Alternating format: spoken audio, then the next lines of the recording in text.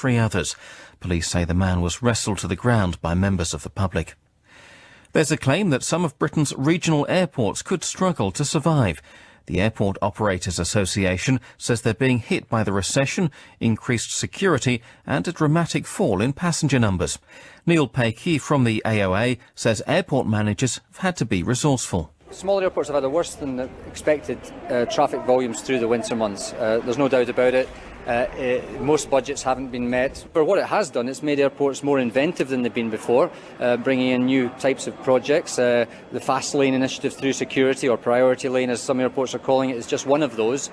These are designed not to be mandatory in most cases, but to give passengers additional choice. CCTV cameras mounted on cars are being tested in Manchester to catch motorists who use their mobile phones while they're driving. The evidence will be recorded and then fines will be posted to the owners of the cars in which offences took place. And the weather: eastern England will be cloudy with occasional rain. Further west and north it'll be brighter, with most places having sunny spells, but there will be some showers. BBC News 3 minutes past 10 are next at 11.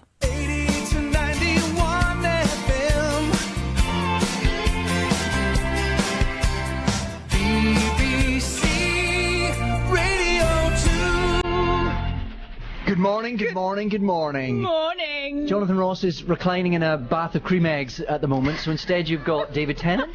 And Catherine Tate. We'll be with you for the next 3 hours pretending to be DJs. It's true. Happy Easter. God help us all.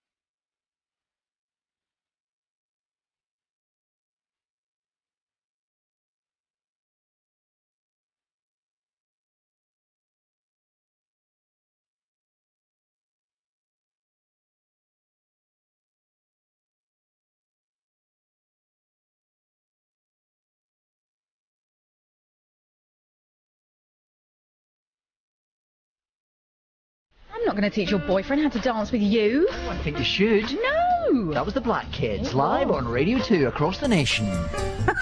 That sounded quite natural, didn't it? It did. We're doing very well so far. Yeah, it's all going very well so far. It's David Tennant and Catherine Tate in for Jonathan Ross. On your bank holiday weekend? Yeah. The Saturday isn't actually a bank holiday. No, and apparently yesterday wasn't bank holiday. Wasn't it? No, because the banks were open or something. So, there you go. Well, that's interesting. So you can contact us. Do you know that? There's a piece of paper here. People can ring in. People can ring in. You can ring in. But can you ring in just for a chat? Or can you ring in for only the competition? We're doing a quiz later. They can ring in for both. They can ring. You can just ring in. Just ring if you fancy in. calling us. Oh, please call. 0500 288 291. Yeah, the phone lines for the quiz Yeah. are going to be open for an hour. That's later, though. Oh, that's later. Don't worry about the quiz. Ring in for that. Don't Forget worry about the quiz. Don't ring in for the quiz now. This is just chat. You can text us on 88291. And also the number 0500 288 291 Yeah. is free. Yeah. Is it really? Used to be 0800 free, didn't Yeah. it? Now it's 0500. There's probably something about it's not if you call from a mobile. Okay, it's free from a BT landline. Other networks may vary and mobiles will cost more. Yeah. Or email us. You can email david.tennant@bbc.co.uk. I've now got my own BBC. You've got your own BBC. That's good. That's good, isn't it? But you would check emails. See, if I had one, I would never check it. You've never checked your email in your life, Don't have like you? emails. No, don't do that. Nor answer your phone. No, not mobiles. No. Call me on the landline. Now, listen, we have guests. We've got It's not just us talking drivel for 3 hours. We have guests coming up. brilliant guests, very exciting guests, I Very imagine, for exciting you. guests. Exciting for me, but doubly, triply exciting for you because we have got, who have we got coming in? We have got playing live, not once, Not once. not twice, Forget twice. 3 times this morning. On the hour. 3 tracks from the Proclaimers live in the studio. I'm very overexcited. They've come down specially. Especially, Um, even though Craig's bust his rib. Craig has bust his rib. We'll find out about that later. Yeah, but we will. they came in here a minute ago and did it. They did like a sound check. They're standing like a metre away from us. Touchable It's distance. impossibly exciting for It's a boy like very, me. very... They did. I'm going to burn your playhouse down live Yeah. in front of us. I That you- think they're doing that later as well. That you know the harmonica. I know I can play the harmonica. Is it an riff to that interlude? song. Oh, it's a riff. Yeah, I did mention that when they were in the studio. They didn't Yeah. pick up on it. They went quietly deaf, didn't they? I think they were worried I was going to try and muscle in. So the Proclaimers here 3 times this morning. 3 playing times, live. that's very good. And in between all that, We've got Paul Merton. we've got Paul Merton. We've also got John Barrowman. The shy, retiring The shy, John Barrowman. retiring John Barrowman. That's if they have coaxed him out of his house. Yes, he's never. It's always difficult to get John Barrowman on the radio. He's or the not. He's not television. one for talking. He's not really. one for talking, but we're going to be very gentle with him. We will. We will. And hopefully we'll get him to string a sentence together. Something. He's something. got a CD here. He's got a lovely CD. He's got a CD which is called Music. Music. Now, is this his second one? Actually, it's probably his 15th. I don't know. I'm not but I sure. haven't had my signed copy of this yet. I haven't. No, I haven't had It's yet mine. to arrive. And he's got a lovely fetching A lovely floral shirt. on the cover. shirt, which I'm quite surprised about. I don't. Are you? Yeah, I don't. I didn't see thought John he'd in be a floral quite. shirt? Well, I just thought he'd be a bit, tuxy and DJ and. He's got a range of. Has he got a emotions raise? and He's got an expressions. eclectic wardrobe, Of course he does. And as you would expect, he's on the cover of the CD. He's bashfully looking away from the lens. He can't give eye contact to Yeah, the camera. yeah. He can't do that. God bless him. Hopefully he'll be here later. God willing. We've got a quiz coming up. Yeah, isn't We it don't complicated? Really understand. No, it's a impossibly complicated complicated. They do it. It's the same one they do every week on Jonathan's show, and I don't understand it when he does it. So, But please call in to be a contestant on that. yeah, but that's not yet. It's is it? not yet. Don't call Oh, in yet. Don't call in yet. Don't call in Stop yet. asking them to call But in. call in for chats now. Call in for chats, email, or text. Text. It's got to be the full 360 degrees interactive experience. Wonderful experience. Although we don't have a webcam in this studio for some reason, No. which is lucky because we're both doing the show naked. That's true. I wouldn't have liked to work. Talking of doing the show naked, we're in Ken Bruce's studio. Yes. talk me about this link. Well, what's quite interesting is that It's the Ken's not- photocopy. Obviously, because I think I'm sitting in Ken's chair. Yes. It's slightly warm still. I can sense him, and he's got a slightly shabbily photocopied photograph of him with Beyonce. Well, given that it's with Beyonce, I'm surprised it hasn't Stuck been up with a bit of shabby old masking tape. a bit of white so masking that he's tape. looking at it throughout his show. Yeah, 10x8 black and white photocopy. Come on, Ken. Can't get it. Put it in a frame. Put it in a frame, mate. Shall we play another record? Let's play another record. What do you fancy? Record. A record? Shaka Khan. It's not Shaka Khan, it's Lily Allen. Woo! That was quite slick, wasn't it? Very good.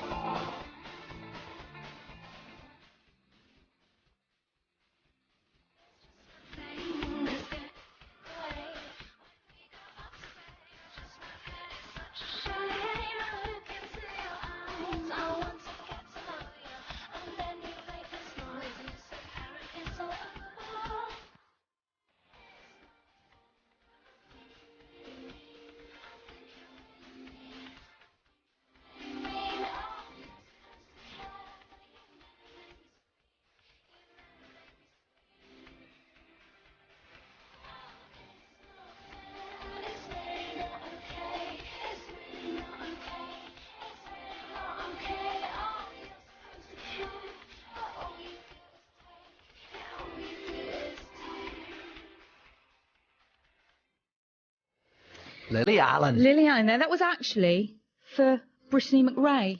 Was it really? No. Or have you just been handed a text I have message, just been handed a text, and it wasn't actually the track she wanted. But it's as good as, isn't It's it? as good as she's going to get, let's It be is. honest. And she emailed in because her dad wouldn't let her call. Oh, Brittany's dad. I know, Brittany's dad. Piece of work, you. Goodness me. It is proof that it's live. We've just been handed a pile of emails and texts. Emails. And someone's here has said, are there any Daleks in the studio in bold capitals? Do you have to write Daleks in bold capitals? No, it's not an acronym, is it? I don't know. No. If it's not, apparently that's rude because it means they're shouting. In text speak. In text Yeah, speak. yeah. But anyway, There was a happy lot of Easter. text speak going on here. That was actually. of Emily and William Coates. Oh. I know. We could just spend 3 hours I giving know. shout-outs, couldn't we? Big shout going out to the Emily and Coates. Hello, I love you two. Can you give the Dennison family a big shout out? I'm literally just That's doing. all you're gonna do. I'm on radio Come on. Nowhereville. Family, a big shout out. Who I'm with in the car driving to our halls to Cornwall. Happy Okay, Easter. Happy Easter. Yeah, not great. Lynn Trust's great not going to be English. great with that one. Lynn Trust's not loving that one, no.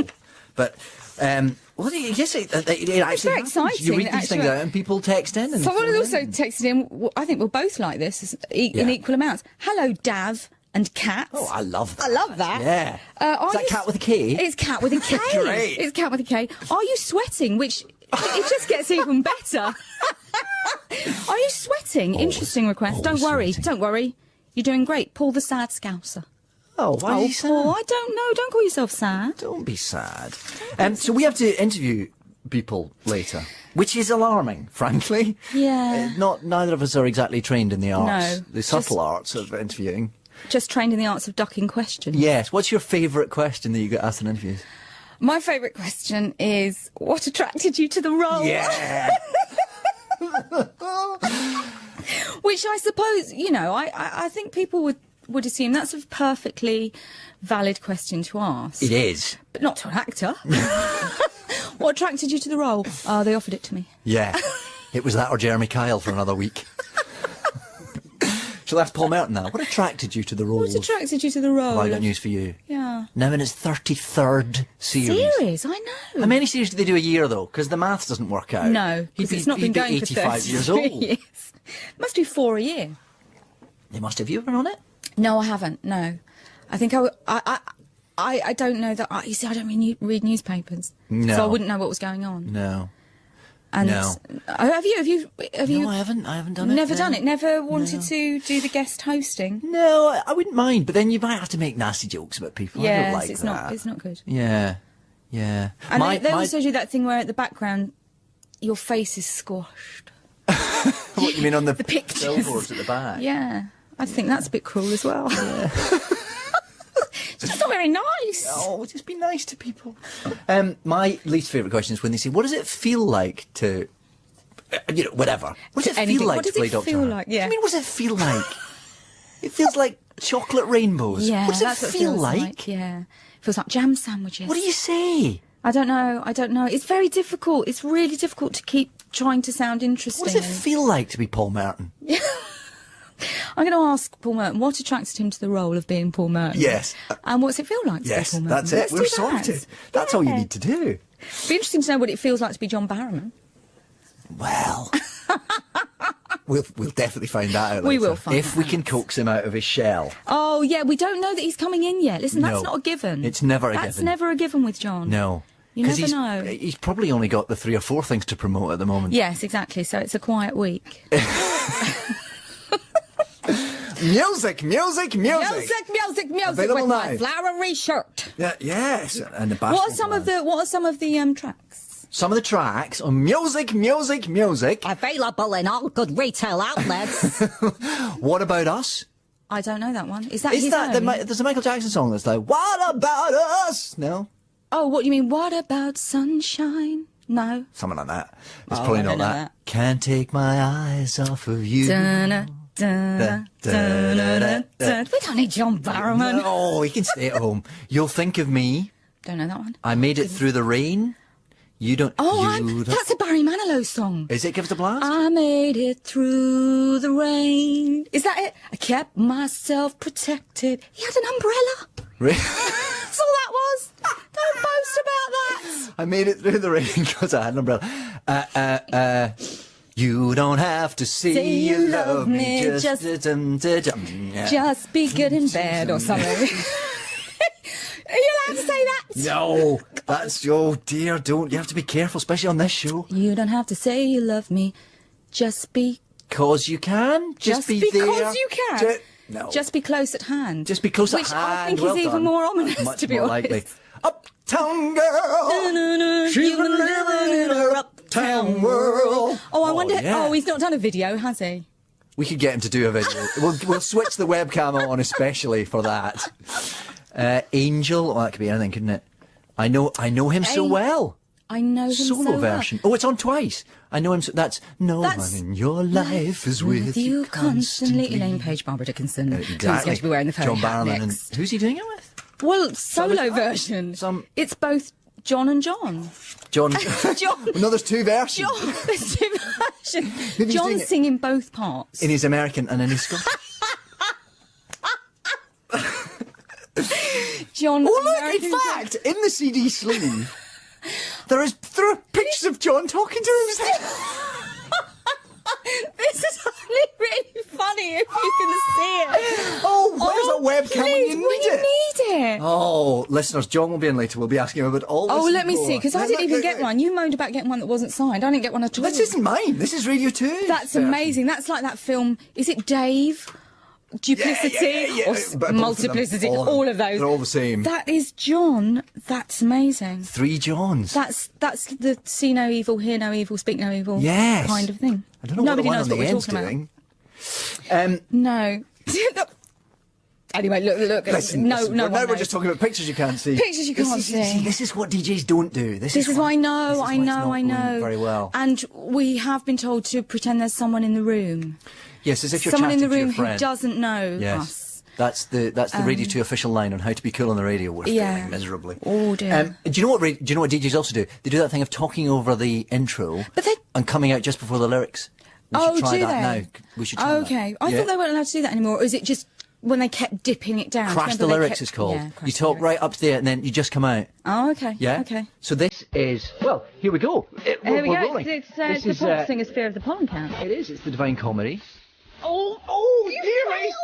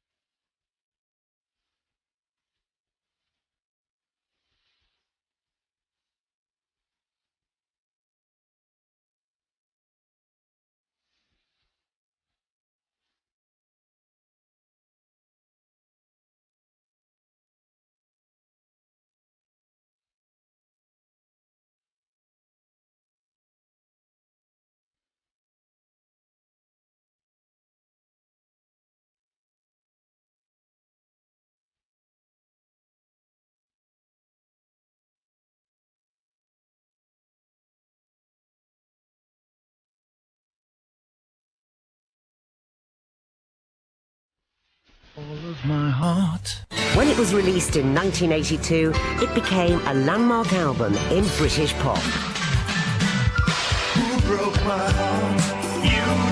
In an Easter special, ABC performed their classic debut along with the BBC Concert Orchestra and joined on stage by the album's producer, Trevor Horn.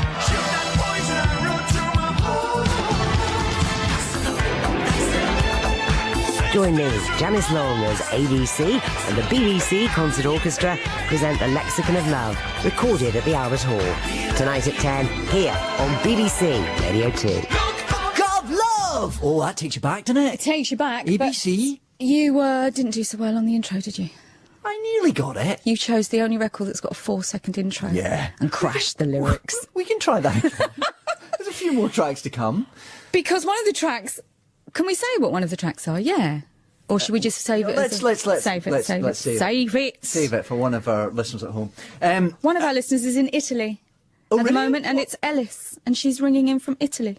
Why do you do that? I know. Is that the magic of the World Wide Web? It is. You I think know it about is. that, Catherine. I wouldn't know about that. It's a thing that you do with computers. Someone's typed it. Forget that. Yeah. Surfing the net. Well, I don't know. What's that mean? Now, do you know what we get to do now? We get to welcome into the studio, all the way from... How do you say it?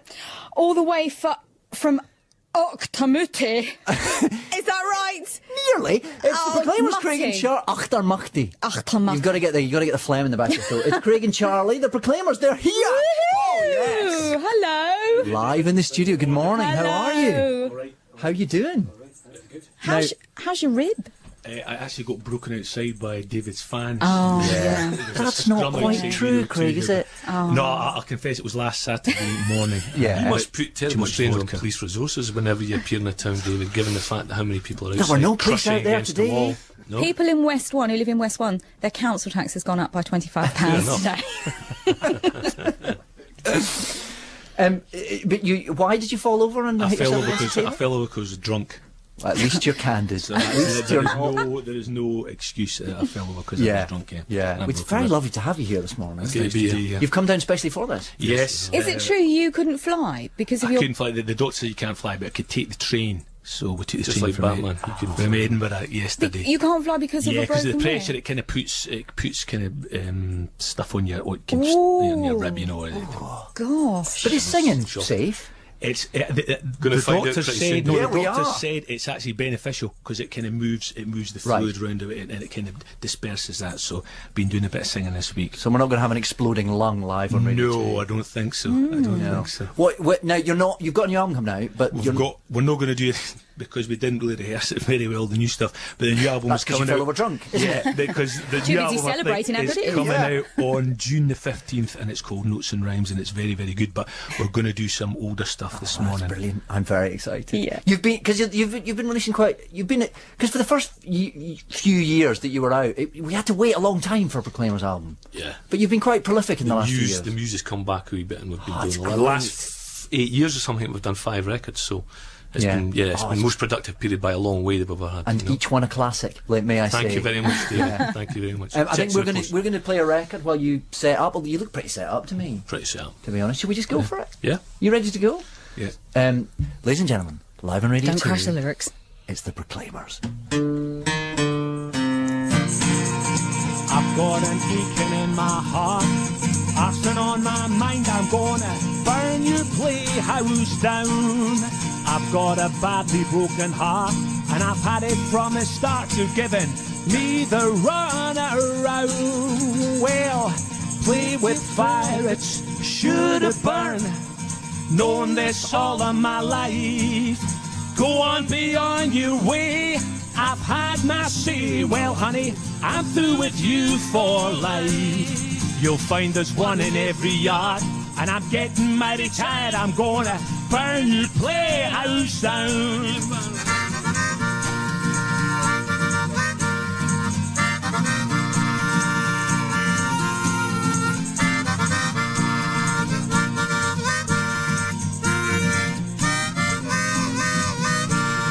I got an aching in my heart, arson on my mind. I'm gonna burn your playhouse down. And I've got a badly broken heart, and I've had it from the start. You're giving me the run around. Well, don't pretend that this is the end, 'cause this time we're really through. While you were running round, burning up that sound, well, I set my trap for you. You'll find there's one in every yard, and I'm getting mighty tired. I'm gonna burn your playhouse down. Wow. Burn Your Playhouse Down from your first ever album, right? That's right. Are you going to be? You're going to be like touring your career as we go through the months. Well, I'll tell you what, We'll play one album every show. we're just back from, we did quite a few acoustic shows in America. Yeah. And it's the first time we've done acoustic shows in about 20 years. And we're going back in May to do some more, so we're playing a few excerpts from that. Brilliant. That Is show. that because the band were getting too expensive? Yeah. To be honest, it's getting expensive to go to America full stop, you know, in terms of you come down here, wait for your visa, go over there, the exchange rate being what it is, you know. And the idea is really to spend a lot more time there. So to do that, you have to kind of slim it down a wee bit. You can't be leaving. You can't leave Auchtermuchty for America. Well, look, we'll take the boys later on, and they'll take certainly the British stuff and the stuff we'll be doing with the band. Right. But I don't know beyond that, and then we're going to Australia at the end of the year as well. So because we've got a good offer to do that, so that's pretty good. We'll mix and match between acoustic and the band stuff. You know? It's very exciting. I can't tell you how exciting it is. It's like the playing difference like between a you metre away. mixing Doctor Who with Hamlet. You know? Exactly. It's a very similar analogy. Yes, exactly. Hamlet had no CGI, for instance. Yeah. We'll play another. What are we playing now? Are we not going for Once in My Life? Oh, bit of Stevie Wonder. Yeah, a bit of Stevie. Should we do the lyric thing again? Yes. Go Okay, on. let's do it. So this is It's Stevie Wonder. Stevie Wonder. Stevie and, Wonder. A classic. You can't just say Stevie You Wonder. can't. Okay. Stevie Wonder, the early years, the greatest hits from the greatest hits This album. is the only track in the playlist today that you recognise, isn't it? It's one of the few. Oh, not bad.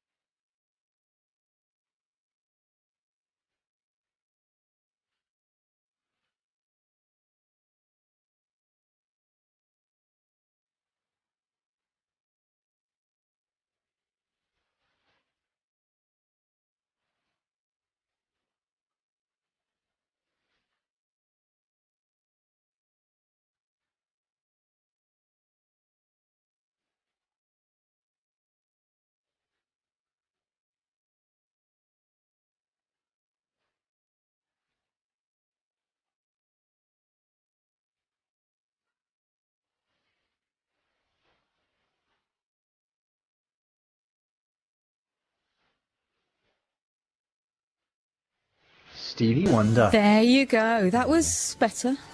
Better. I mean, he's still singing. He was still. But he's quite low. We've crashed the end now. I know. It's not good. It's never going to work. It's not good. Yeah. We have to read the. Oh, okay. The competition thing stuff that I now. was saying before. Yeah. I didn't say. Now is the time. We have to be very careful about this. Why? Well, because competitions on the BBC now. Oh, you've got to be careful about You've got to be everything. careful. Got to be careful about everything. Okay. Blue Peter pets get sacrificed if we do it wrong. Oh, it's That's true. a joke. That's It's a joke. No pets. No were pets will harmed. be harmed. No. Unless Not on Catherine air. gets this wrong. Froggy went a flirting. That's the name of the competition. It's not just a random collection of words at the top of that piece of paper. So now we are definitely and officially now looking for 2 contestants today. To have a chance of taking part. You have to get the words right. BBC compliance, honestly. I'm just going to read it. Don't improvise round. Just read it. Don't improvise. Look, we're looking for 2 contestants today. To have a chance for taking part in the competition, you need to call 0500 288 291. The phone lines will be open now and stay open for an hour.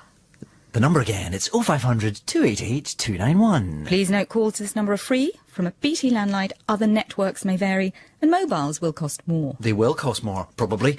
How come BT get a plug? How does that happen in this BBC compliance universe? I don't know. No. I don't know.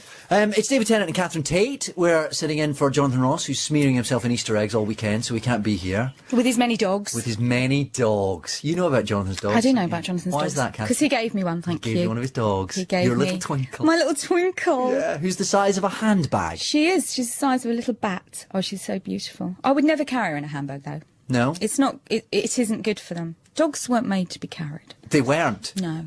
You can get these bags where their heads come through the side, though, apparently. Really? I imagine in America. Do you dress Twinkle up? Look, it's really funny to dress them up. There's no getting away from it. It's hilarious. Yeah. And for Halloween, if you've not got a pair of devil's horn and a red satin cape on your pet, then shame on you. Yeah. Oh, it's so funny. That's just... It's so funny. And for Christmas... funny at the expense of your poor dog, no? Oh, no, it's just cute. Not if she wasn't, you know, feeling it or not being happy, but she was. And for Christmas Day... How do you know? Oh, come on, you know. You let her sleep in the bed with you, don't you?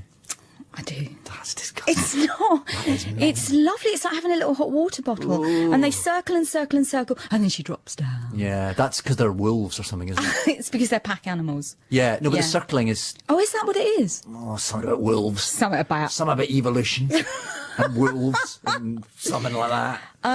Yeah. Oh, lovely. Lovely. But for Christmas Day, she had a fur trim red velvet dress. My mum got very annoyed. She said, "You can't walk down the street like that." Your mum was right. She was no. Come on, and you then go walking Twinkle on the heath with a little fur. Not in her frock. No, not in her frock. No, she's got to be. How do you call for that? I know. Heel Twinkle. Heel Twinkle. She looks like a little monkey, doesn't she? She does. Yeah, really she sweet. is quite cute. Oh, thank you. Yeah. So, I'll phone in for the competition. 0500 288 291. We've got Paul Merton coming up in a minute. I know. If he's here. Is he here? He's finally arrived. He is. Yes. Is that him in the studio? No, he's hiding round the corner. We've got Easter eggs. Do you know there's a box of Easter eggs been delivered to the studio as well? That's very kind. What would be your Easter egg of choice? Easter egg of choice? Oh, gosh. It would be milk chocolate. Yes, of course. It would be milk, although I'm quite interested to try Willy's Chocolate Factory. Willy's because he's doing Willy's Wonky's Factory. Willy Harcourt Coos. Very good. Have you been watching his... I have been watching that. Channel 4... Channel 4 Willy's Wonky everyday Factory show. Chocolate. Well, it was Willy's Wonky Chocolate Factory. Now it just seems to be called Willy or something. Because I don't think the Chocolate Factory's wonky anymore. Chocolate Factory's up and running now. Is he doing all right? Oh, yeah. He had to hand wrap his bars because lo and behold, the machine broke down on Wednesday. Yeah. Well, you know, you've got to fill that show with drama of some kind. You have to. Postman makes chocolate. What are you going to say? But he's doing very high-end dark chocolate, and I'm not really a fan of dark chocolate. No, it's quite a good show. If you've never seen this, faithful listener, you won't know what we're talking about. It's a Channel 4... it's a Channel 4 documentary following a posh bloke and his family as they make posh chocolate. And he's been doing this for 15 years, and he's a big friend of... Who? Marco Pierre White. Oh, is he? Yeah. Right. I was about to say Marco Polo, and I thought that doesn't ring true. Yes, yeah, he's dead, Marco Polo. Yeah. And he'll always do. But there's a sort of recipe show as well, isn't there? Because he'll always do a bit of something in it. No, that's Hell's Kitchen. No, that's on soon. The one I've seen, though, Willy's Chocolate Factory, and there's a bit where he goes, "I'm just going to rustle something quickly up for the kids because." And he'll make it always involves chocolate, doesn't it? Yeah. We're having fish and chips and a side order of chocolate. Exactly. Yeah. I'm making an omelette, just grating some chocolate in. That's his. Well, because it's plain chocolate, it's not very sweet. It's cacao. It's cacao. Cacao with 900% cacao beans. But I'm quite interested to try that. I'll be interested to go and get some of that. But my chocolate of choice would probably be... It would probably be... there's too many to choose from. Actually, I think... Well, you're quite a fussy eater at the best of times, so I would imagine... I'd imagine it takes you quite a long time to... It takes a long time. If the tin foil's not the right colour, forget it. Yeah, quite. I must say, for me, it would always be on the cheaper end. It's the sort of... Yeah. It's the sort of one you'd buy in W.H. Smith rather than the one What do you mean? Not chocolate flavour? You don't like a bit of chocolate flavoured coating? Come on, be serious. Yeah. No, but you're more... You mean you don't want... I just want a straightforward... I don't want one of those... You don't want a triple milled, smooth... No. Dark. You just want chocolate that tastes like it did when you were a kid. Yeah. I suppose. Yeah. Oh, I sound like some old, dreadful... Don't give me none of that new stuff. Don't give me any of this newfangled nonsense. No. And also, please, don't start flavouring it with alcohol. No, never. Don't do that. Don't do that with anything that is sweet. Don't be putting sherry in a trifle. Don't you dare. Don't do it. It just mucks up the taste of childhood. Exactly what was perfectly lovely. You've put... Can you say God? Oh. Well, you've said it now. Dear. That's Twice. To pet down. Twice in the question. Yeah, that's the tortoise being tortured in hibernation. Oh, dear. Just joking, listeners. Just joking. Nothing is happening to the Blue Peter pets. Let's play a record, and after this we'll get TV's Paul Merton in. Oh. And we'll try and be interviewers. This could... What attracts you to the role of being Paul Merton? Yeah, what does it feel like to be Paul Merton? Merton? Okay, Okay, let's try the lyrics. Okay. Crashing the lyrics, DJ Speak. Oh, it's not coming. Oh, it's not happening. Oh, it's all not happening. Oh, no! Go! There's no intro. That's it. It's just started. This is the Killers. I can't stay. Oh.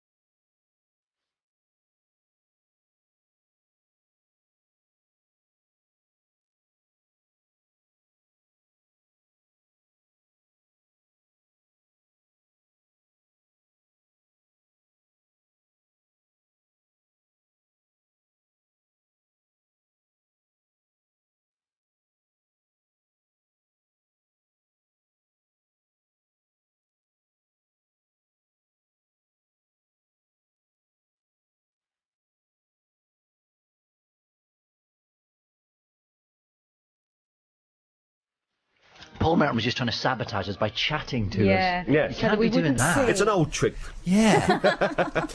Welcome to the show, Paul Thank you Merton. very much. Thank you very much indeed. I'm very pleased to be here, and thank you for giving me this time. It's nothing to do with us, to be honest. It's radio time. I'm very popular around here. We're not really interviewers, you might have guessed. Yes, I can tell. Do you want me to start talking? You just start talking. What are the questions? What's he going on about now? He's mentioned trumpets. I'll come back to the subject in hand. Do you know what I'm doing, David? I'm travelling around the country. We know that. We do know what you're doing. We do know what you're doing. Paul Merton's Silent Clowns. Indeed, that's right. Yeah. That's right. What is that? Exactly? It's what I'm doing. I'm travelling around with a musician, Neil Brand, and we've taken around clips of Charlie Chaplin and Laurel and Hardy, plus a full-length Buster Keaton film called Seven Chances. And basically, we're showing these silent films as they normally would have been seen in the past, back in the 1920s, on a huge screen with live music and a big audience, and it transforms the experience of it. Because if you know silent films from TV, you know it as one thing sometimes where the film's running too fast, or it's got the wrong sort of music on it, always on a small screen. It's awful. You really can't judge it from that. And what's happening? I'm glad to say we got a 5-star review in the Yorkshire Post this morning, so we are really pleased with it. So we're travelling all over the place. We're going to Scotland, we're going to Inverness, we're going to Perth, we're going to Aberdeen. So we're going to all these places, and there's a real buzz about it, so it's very exciting. And you'll introduce it and talk about it? I'll introduce it. There's a film that we found that's made in 1911, a French film called Artem Swallows His Clarinet. Now, it's the most accurately named film you've ever seen in your life. Does he do what it says on the box? It's 4 minutes long, and you won't come away saying, well, I wanted him to swallow his clarinet more than he did. You will have said, I've seen something that will stay with me for the rest of my life. And it's great. It's a surreal film. As I say, it's only 4 minutes long, but it's a surreal film before the term surrealism was even coined. It's from 1911. Wow. And presumably also before there were special effects which would allow you to swallow. Yes, well, he's sort of he's got sort of half the clarinet in his mouth, and the second half is sticking out the top of his head. It's quite an arresting image when you first see it. The people of Birmingham last night, all 500 people, will never forget that moment. They needed counselling immediately afterwards, but then they were right for the second half. Where did you find this? What did you find? Well, you know, the extraordinary thing these days, the world of the DVD. 20 years ago, 30 years ago, you wanted to collect this stuff. It was all in archives all around the world. But now, because of DVD, it doesn't cost much to put this stuff on there. So actually, you go to one of the sort of popular websites and just look up early French silent film. People will send you DVDs full of the stuff. It's amazing. Yeah. So, to be clear, does he not swallow his clarinet? Yes, he does. Because there wasn't there? Is it like it goes through his head, basically? Mr. Monge too. Mr. Monge who actually ate things. He did. It's not like that though. Was that true? No. He did eat things. Mr. Monge too ate a Mr. plane. Monge too. He eats a plane. It was a French book. It used to be on Record Breakers when you were a kid. And yes. He ate stuff. Yes, and I he ate remember all sorts of somebody like things. that. He had these horrible teeth. Yeah. Yeah. He obviously crunched it all down. Oh, so he just ate it. He didn't swallow it whole. Didn't he eat a 747 jet mid-air above Dallas? and they had to dare to crash landing because he'd eaten one of the wings. Something like that. Yeah. No, I think he actually ate a plane. I think that was his bit by bit, bolt by bolt. Yeah. Yes. This was in the days when that was entertainment, of course. I don't think you'd get away with that prime time now. It's slow. It is. It takes a long time. You know. Yeah. You'd make you could expect sponsorship for a Volkswagen. Perhaps Volkswagen would sponsor one of their own cars being eaten. But I think, but for a plane, it's overdoing it. It's over egging the pudding. What happened to him? He probably got indigestion and died. But that's not by René. I should think he probably couldn't fly because he set off the metal detectors. Well, yes. He did have funny teeth. I think they were metal or something. Yeah. And you've got to now. So what do you actually do? Well, if we turn up to see? Do you do a Q&A after? Is it not Q&A? No, I don't do that, no. But what we do is we start off by sort of we show them a clip from a guy called Snub Pollard, who heavily influenced the Wallace and Gromit films in a small way, and he's an inventor. And some of the gags you can see are Wallace and Gromit gags in a good way. You know, I'm not saying they stole them. So that gives people an immediate sort of, oh right, okay, so this visual stuff is still around today, but we don't often think about it. But actually, there's always visual humour around. You think of something like You've Been Framed, people falling over, Auntie Mary falling over on the polished wedding floor. She's had too many sherries. You know, we laugh at people falling over in a basic form, and kids find adults falling over extremely funny. Yeah. Yeah. Because it disturbs a normal pattern, doesn't it? Where the adults are telling them what to do and they're being the sensible ones, and suddenly they're falling over, hitting each other with bricks and things. Yeah. They think that's hilarious. They love it. Yeah, yeah. Have you always loved silent films? Is it something? Yeah, I think from seeing it initially on television, but then going to a cinema here in London when I was about 13 and seeing the film called The General, Buster Keaton film on a big screen. Oh yeah. And and I think it's the combination of the music and the picture together, the live music, which really sort of carries it off. I did want to say one thing. I mean, I've got a lot of dates here, but there's one thing I wanted to mention: the Hackney Empire 10th of makers. I'm hiring we've got a 5-piece band that night. So instead of the pianist, we're going to have a drummer, a violinist, a guitarist, a pianist. It's, and that is really something when you've got a 5-piece band playing. And I think people just really get the sort of fact that these films are not just being shown for sort of like a nostalgic sort of, isn't it quaint sort of thing. I'm showing them because I think the best of them still work in a very funny way, and they do, and that's great, So people genuinely are finding it funny? Oh, yeah, absolutely. That's, It'd be admissible at all by now if they hadn't. Well, yeah. There's not much I can do. No, I suppose. But it could exist just as something, sort of a piece of history. Yeah. Oh, yeah, sure. Yeah. Yes, but it's the idea is it must be entertaining. It has to be entertaining. And also the criteria as well is to find the best possible print that you can, because a lot of this stuff is very dark these days because, it wasn't particularly well kept back in the 1920s or whatever. So when they see the quality of the picture and the quality of the music, and just, 500 people laughing at visual stuff, unlike cinema, with words, if you look away from the screen for a moment, the whole thing's gone. So it takes a certain amount of focus, like radio takes a certain amount of focus. And I think that's the focus that's being repaid when they come to see these films. And who is coming to see it? Are you finding a cross-section? Are children coming? Yeah, we get sort of, I sort of say if anybody over the age of 7, really. Sort of, if they're a bit younger than that, it might get a bit dull. But no, we had a couple of 4-year-olds in the other day who just loved it. They loved every time a man falls over on screen, they thought this is the funniest thing they've ever seen. And that happens a lot, doesn't it? It does happen a lot. Yeah. But there is there's a real structure and there's a cleverness in these films, as I showed with the Buster Keaton film 7 Chances, which is a feature, which in those terms means it's only 50 minutes long, but it's a long film of its time. There's a proper storyline, there's a proper structure, there's brilliantly told gags, and story is told brilliantly visually, and it really is the sort of heart of cinema, the root of good cinema. Hitchcock always used to prefer to he used to be described just the standard 2-shot of going to that person as photographs of people talking. And he'd like to have the visuals. And if you think of all the visual moments in Hitchcock films that you enjoy, none of them have got any dialogue. There's the shower scene, there's the crop dusting scene in North by Northwest, and he tells the story through the visual, and at its purest, that's what cinema is, I suppose. You did a documentary recently about Hitchcock. Yes, I did, yeah. And fascinating man, I loved him. He was and technicians loved working with him as well. He had an understanding of cameras and lenses which baffled people, how he could know exactly what was being shot. I only saw the end of your documentary. I caught the end of it by chance, and I wished I'd seen the whole thing because I love about Hitchcock. I think it'll be repeated at some point. I hope so. But that scene at the end of Frenzy where they come down the stairs. Yes. Yes. And the lengths they went to create. I mean, nowadays it would be done, either through computer graphics. Yes, exactly. He completely understood how an audience works. When he was growing up, he used to go to theatre all the time, West End theatre, plays, opening nights. He was avid, and he'd sit amongst the audience.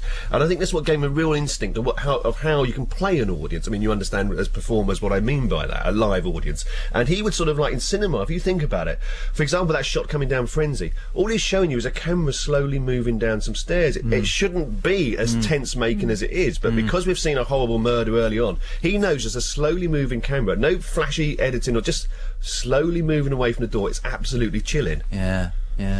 And your tour is quite extensive, isn't it? It is, yeah. We're going all over the place. Yeah, we're in Leicester tonight, the Montfort Hall. So you're going up there tonight? Yeah, I've just seen the dates. Wow. Yeah, there's a bunch. Yeah, I mean we've got about 500 people coming tonight in Leicester. I'm just sort of trying to just get the extra guilt on the pudding. If you put guilt on the pudding, do you put guilt on the pudding? Well, Mr. Monge 2 would eat it. Yes, Mr. Monge 2 would eat anything. What wouldn't Mr. Monge? Why is he called Mr. Monge 2? Monge 2 because it eats everything. Oh, is that what it means? Yeah. I thought it was French with green bean or something. It's this. Well, but it's the green bean. You eat all of the green beans. French is like another language, isn't it? I mean, it is.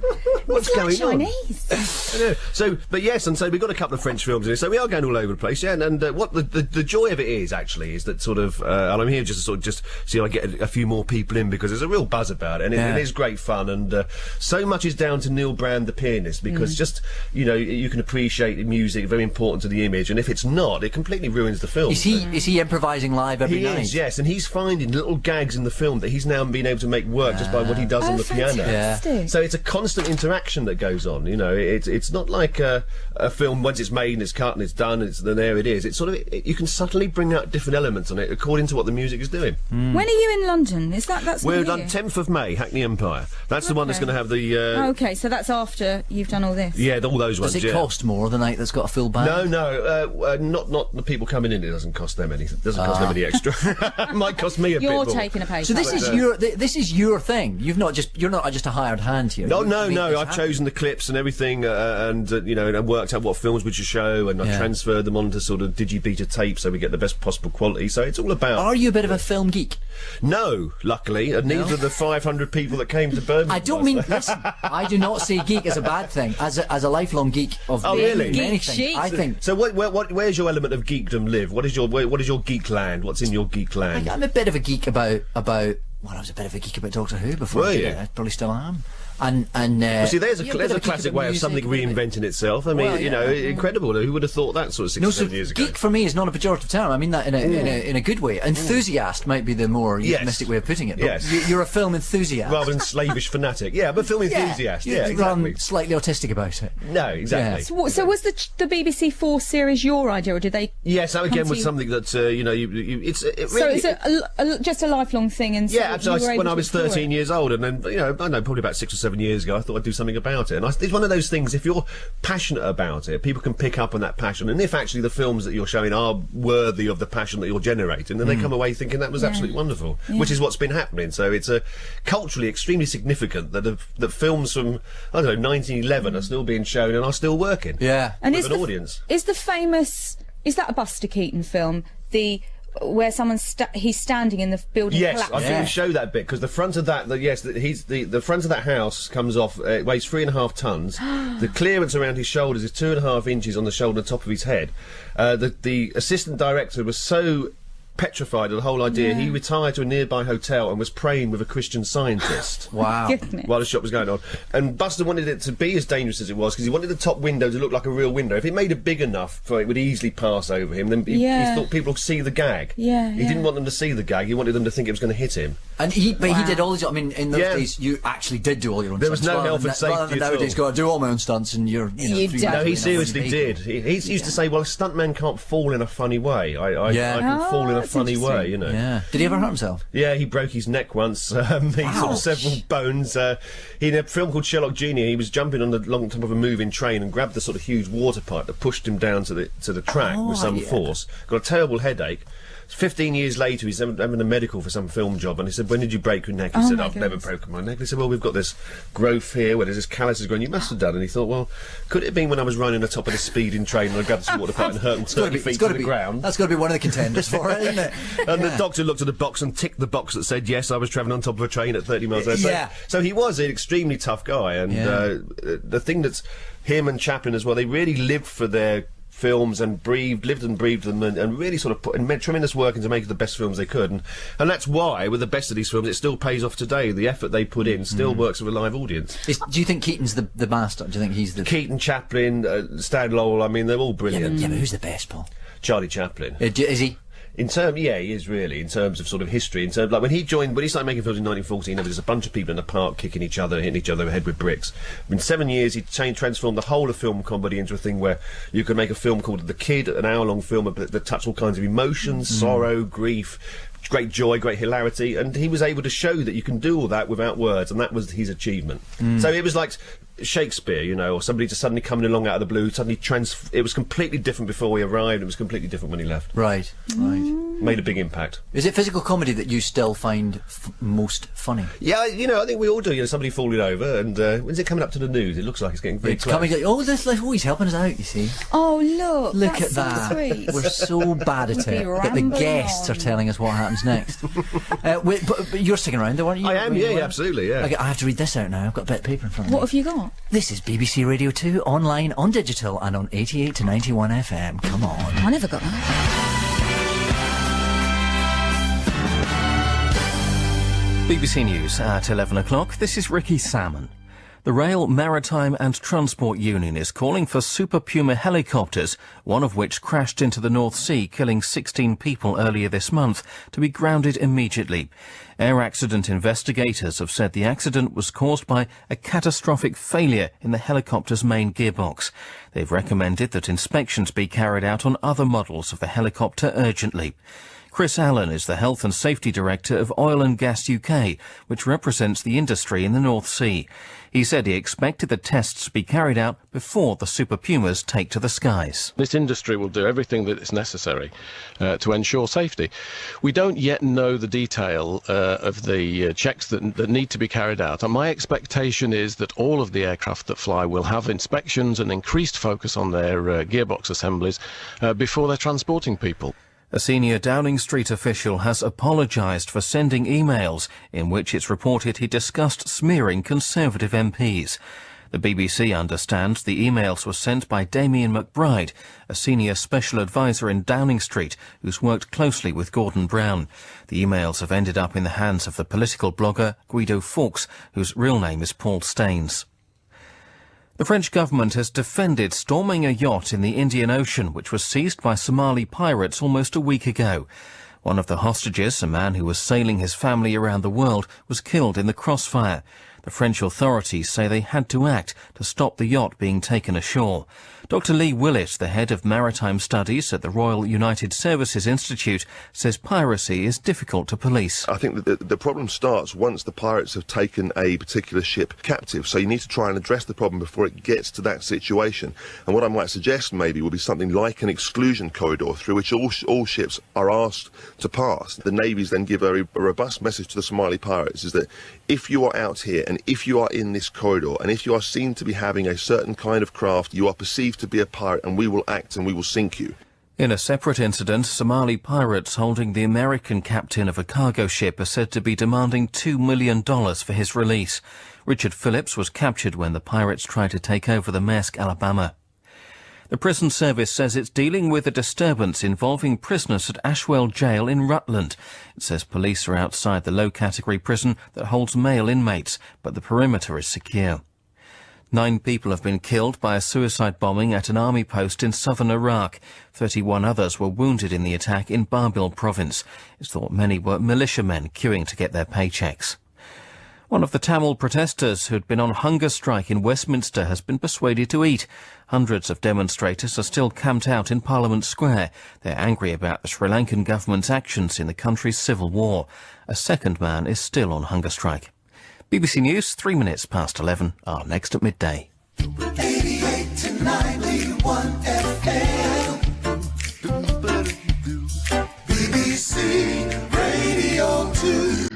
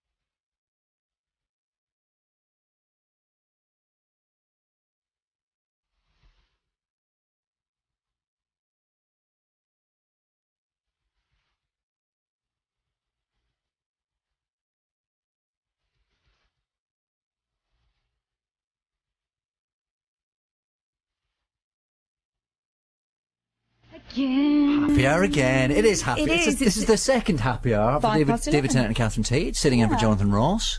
And we're joined by Paul Merton. Paul Merton is still with us. Yes, I'm still here, yes. Yeah. Can I ask you, Paul, Yes. when you were a stand-up, when you used Yes. to stand up, did you ever blank out on stage?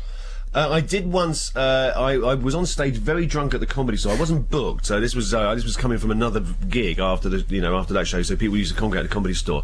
For some reason, I went on stage once, introduced as Len Badger, who I think was an ex-footballer for Sheffield United sometime in the 1970s. Was that your idea? No, I think it was Tim Clark's idea. So I went along with that, and so I went on stage very drunk, and I attempted to speak, and somebody told me in no uncertain terms to sort of get off the stage. And I can still remember just my drunken stupor just slowly turned in my head. It took forever to look vaguely into the distance and said, "Who said that?" And that's when a part of my brain said, "Get off stage now." That is the worst possible comeback you could ever use. Yeah. Just get off. Invite them Walk, in. Mr. Badger. Walk. And I did. So I got off within about 7 seconds, but it could have turned nasty if I'd been there for another 10. Yeah, We were just saying during the news, I saw you when I was at drama school. Yes.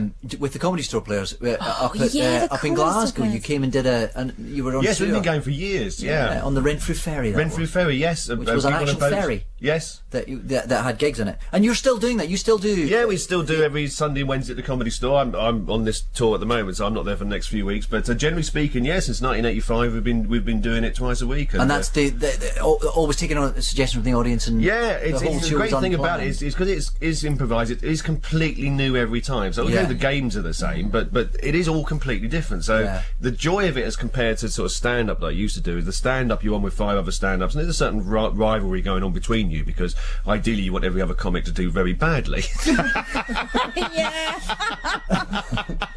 Not so bad that they kill the audience, though. No, not so bad. No, they go on after you, but you're the one that sort of say, whatever. But when it's in a group of you all improvising together, you've really got to have a good spirit, like you work in a good cast and stuff. So you do the show, you have a great laugh doing the show, then you have the social environment afterwards where you just hang around the bar or whatever, or just go for a meal or whatever. So it's great. I really enjoy it, and that's the reason why we've been going as long as we have in our now sort of 24th year is the fact that it is completely different every time. And because I remember we went as drama students, obviously because we'd seen you all on Whose Line Is It Anyway, and we thought it was, but because we were at drama school where improvisation is part of what you do. Yes. But not to the same end as you were doing it. No, being really funny. Yes, you have to be funny. It's not, you have to be funny. It's not enough to say it's improvised. No. It's funny first. But hopefully. Is it the same? I remember in drama school you used to talk about the rules of improvisation. Always say yes. Always say yes. Exactly. Don't block. But it's funny to block, isn't it? Yeah, exactly. It is. But as long as you know what you're doing. As long as you time that block for exactly. If somebody says, when we say a block, what we mean is that, like, we do a scene and let's say you come in and you're a nurse and I say, "Oh, hello, nurse. Thank God you're here," and you say, "I'm not a nurse. I'm the plumber." Yes. You've got to laugh, but then we're stuck with what are we going to do now? Yeah. Oh, I used to go and see that probably for about 2 years or something. No, maybe not as much, but I used to regularly go and see it on a Sunday with my friend. We used to go and see it. My favourite ever bit was always the musical stuff. Yes. With Richard France. Yes. Is Richard France still there? Yeah, Richard's there, and he sort of, he does the music, but he also does lots of the other games. But he always does it, he does. But I used to, and Josie Lawrence used to sing about anything. It's funny they can sort of get a Sondheim. He asked him Sondheim song, and suddenly there was a Sondheim tune that was just, I don't know, he found it on the piano. It's amazing. Yeah, he's brilliant. Oh, that's so exciting. I'm going to go to that again. I've not seen we're that still for going. ages. Yeah, absolutely. Yeah, still going. Every Sunday, every Wednesday. Brilliant. Tickets at popular prices. Were you in your stand-up days, Catherine, were you guys ever on the same bill? No, I stopped doing stand-up in about 1988, so it was a long time ago. Right. A very long time. Do you pine for it? No, I did a gig at the Hackney Empire a couple of years ago, just a 20-minute gig for a charity thing, and it felt great and wonderful, but after that I didn't have... No, it's much better to... I haven't got all the sort of worries about writing stuff. You just turn up. We turn up in Edinburgh every year, and our preparation, has anyone got a piece of paper and a pen so we can write down who's doing which? And we never have. 20 minutes before the gig, we never have a piece of paper. And so that's how unprepared and how wonderful it is that you then just go on and out it comes. I remember also seeing you at Regent's Park, impro in the open air. Yeah, we do that every year, and we also play the open air theatre in Blackfriars, the Shakespeare, the Globe there, and that's an incredible experience because, as you know, there you've got the audience standing up in front of you rather than sitting down. So when you first walk on, it feels very much like a scaffold, and they're there to see you swinging. You know, that intimate immediacy where you can just sort of talk right into them, and you're talking to the sixth row, and they're standing together. There. So they're less like an audience, more like a potential mob. Yeah. Do people still like? I worry about people standing and still being able to laugh. I sort of think, does it cut down the laughter because they're standing? I don't think so. Is it all right? I mean, things that do cut down the laughter is whether they feel cold or they feel hot or the seats are uncomfortable. But isn't it true that recording American sitcoms, for instance, they keep the temperature turned down because the theory is if you're cold, you'll laugh more? No, what to That warm does seem yourself unlikely, up? doesn't it? Yeah, I suppose. It's probably not freezing. They say the But if Eskimos it's are the too jolliest warm. people on Earth. Exactly. You never see one in a bad mood, isn't that right? You never see one in a bad mood. That's true. But in American sitcoms, don't they bring the audience in even for one episode, a 20 and what they only record 18 minutes, don't they? 'Cause it's got 12 minutes of I know they certainly do two versions in the same night, so you get a different audience in, and you get rewrites happening between the two shows. Yeah, on the job. Yeah, somebody told me about the episode, an episode of Cheers, which they sat in on, writing for Cheers, and you know, somebody says, "Okay, Sam comes in through the door. Okay, between the door and the bar, what's his gag going to be?" Wow. So you're talking about 6 seconds of walk, but he needs a gag for 6 seconds that gets him to the bar. Gosh. And then so Woody's, so it really, but then when it pays off as well as it does with something like Cheers or The Simpsons, it is just wonderful. There's just no fat on it at all, is there? It's beautiful stuff. Yeah, brilliant. So much of what you do is I mean, you've become you're known as a sort of verbal witch, really, aren't you? That's what you've You were voted cornered the market in. one of the top 10, weren't you? Was I? Yes. Who was that by? By close members of your family. Good. No, like alongside Winston Churchill. he didn't vote. I've been getting a lot of his mail. we do get mixed up. I take responsibility for all sorts of things that really got nothing to do with me. It's true, Paul. You were voted top wittiest. that right? Yes. Was it by somebody called Wit Biscuits or something like that? So the biscuit, Just the below wittiest Oscar Wilde. crunched in your mouth or something. Paul, in a poll last year, I'm delighted to tell you, you were voted one of the 10 greatest wits ever, alongside Oscar Wilde, Spike Milligan, Noel Coward, and Winston Churchill. Oh, well, that is extraordinary. There you go. I am flattered and bemused. Slightly disbelieving. And slightly disbelieving. So where's my statue in London? Yes, exactly. Well, Noel Coward's got a theatre named after him. It's coming. That's what they're keeping that plinth It'll for be. in Trafalgar Square. It's going to be you. You'll get a nice leisure centre. That'd be lovely. Yeah. That'd be lovely with one of those pools that has a sort of automatic wave machine in it. Could the wave machine be named after me? Oh, yeah. Paul Merton wave machine.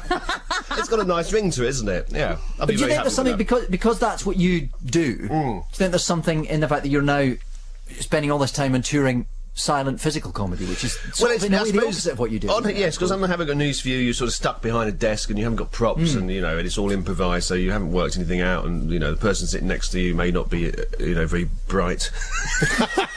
Not that you ever show that. Yeah. No, I'm really good. It's a mask. Very impassive, my face is a mask. Who's your least favourite ever?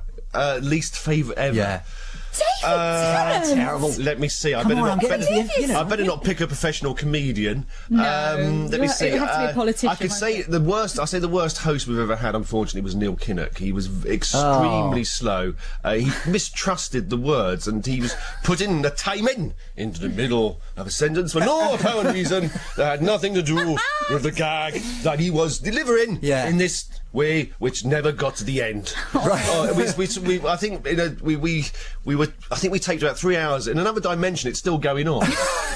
That programme, that recording is still going on. Whereas Tony Blair that's why you see Tony Blair was Prime Minister. He's Neil a Kinnock never made showman. it. Yes. Yeah. Well, I think when John Sargent came on, and he the first time he was on, and he made a big impact. He said that 5 cabinet ministers had congratulated him on his performance, but he wouldn't say who they were. So I think they do watch this show. Yeah. So because they have to be aware of it. Boris decided to run for mayor due to his yes. success. Yes, we made him from kit form. You did. Yes, an English sheepdog and a twit, and we put them together. And we got Boris. I can park anywhere I like in London now. He's our boy. Yes. Boris is our mole. You haven't managed to get back on the show since. He doesn't need to be on the show anymore. It's what he can do for us. It's payback time.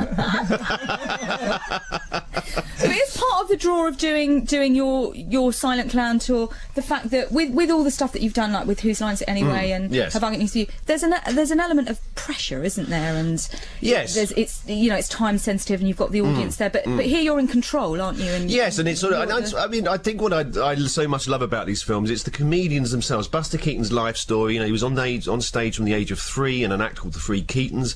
It was a very physical act. His mother sewed a suitcase handle into the back of his coat to make it easier for his dad to pick him up and throw him across the stage.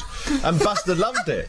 He loved it. In Delaware one night, there was 3 hecklers 6 rows back, and the dad threw Buster towards the hecklers who were heckling at one point, and then they've got a 4-year-old coming towards them. And he to sort of throw the authorities off the track, he used to sort of dress as a sort of cut-down adult and wear adults' clothes and try and pass himself off as a midget.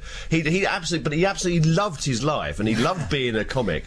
And when he went into films at the age of 21, he had so much live knowledge of appearing in front of audiences throughout his entire life, that he brought that skill and art to filmmaking. And him and Charlie Chaplin, they really sort of worked really hard to make these films work. There was a real sort of, there's pressure there. You talk about pressure. When Charlie Chaplin released his film The Gold Rush in 1925, he hadn't made a film for about 3 years, and people were going to say, well, is he going to still be the funniest man in the world? Is it going to be the greatest picture? Is it time for a Chaplin flop? And he triumphed, and that is the magical thing about silent films, is that for a while, before sound came in, just that they got really good into the 1920s, the lack of sound seems like an artistic choice. It doesn't seem like a technical thing that they couldn't overcome. It seems like, no, this is the best way to make these films. In The Seven Chances, for example, there's a sequence of Buster running down the side of a hill, being chased by all these giant boulders, which in sound terms wouldn't mean you just have him shouting, hey, watch out, or something, but you don't need it. You don't need anything verbal, because the visual is just there. And when people are laughing at the visual, they can keep laughing because there's no verbal words to stop them from, oh, what was that, I missed that line. You just keep going with it. So in the end, it's just great comedy that is timeless, which is opposite to what I do. I mean, Have I Got News For You loses its currency within about sort of 5 minutes of being shown, apart from those apart from that Neil Kinnock one. Apart from that Neil Kinnock one, is even now he's clearing his throat somewhere just past Neptune. Oh dear. If you ever come across it in your travels, don't watch it. It's lovely to see you being so passionate about it. I think this is worth. I think, faithful listener, it's worth getting a ticket and going along to see Paul Merton signing. Well, the people who've seen it so far, they've absolutely loved it. So any more? 5 stars in the Yorkshire Post, not to be sniffed at. Not to be sniffed at. On tour till the 7th of July. There's probably a website to check. There is, paulmerton.com. I just got it the other day. Paulmerton.com. Bought it for a bloke in Balham Market. Paul, thank you for coming in. Thank you for coming in and talking. Thank you very much. Good luck with it, Paul. Brilliant. Have a lovely Easter. Yeah. There's some eggs outside. Grab one. When will this be going out, incidentally? Well, we don't know yet. You haven't edited it yet. We don't know. We'll probably cut this bit out. Yeah.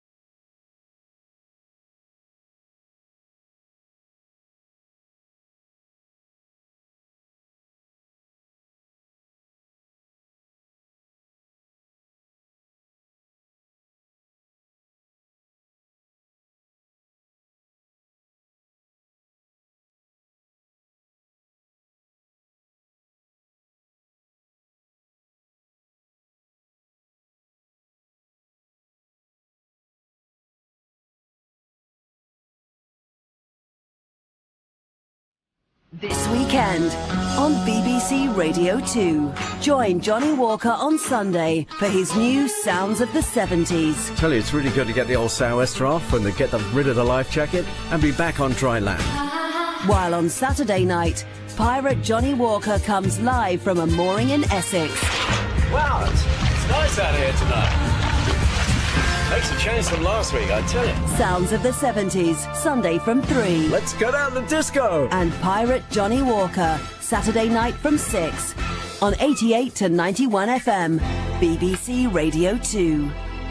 I've got an email here from Ange in Crewe, who tells me that Jonathan Ross is on Twitter.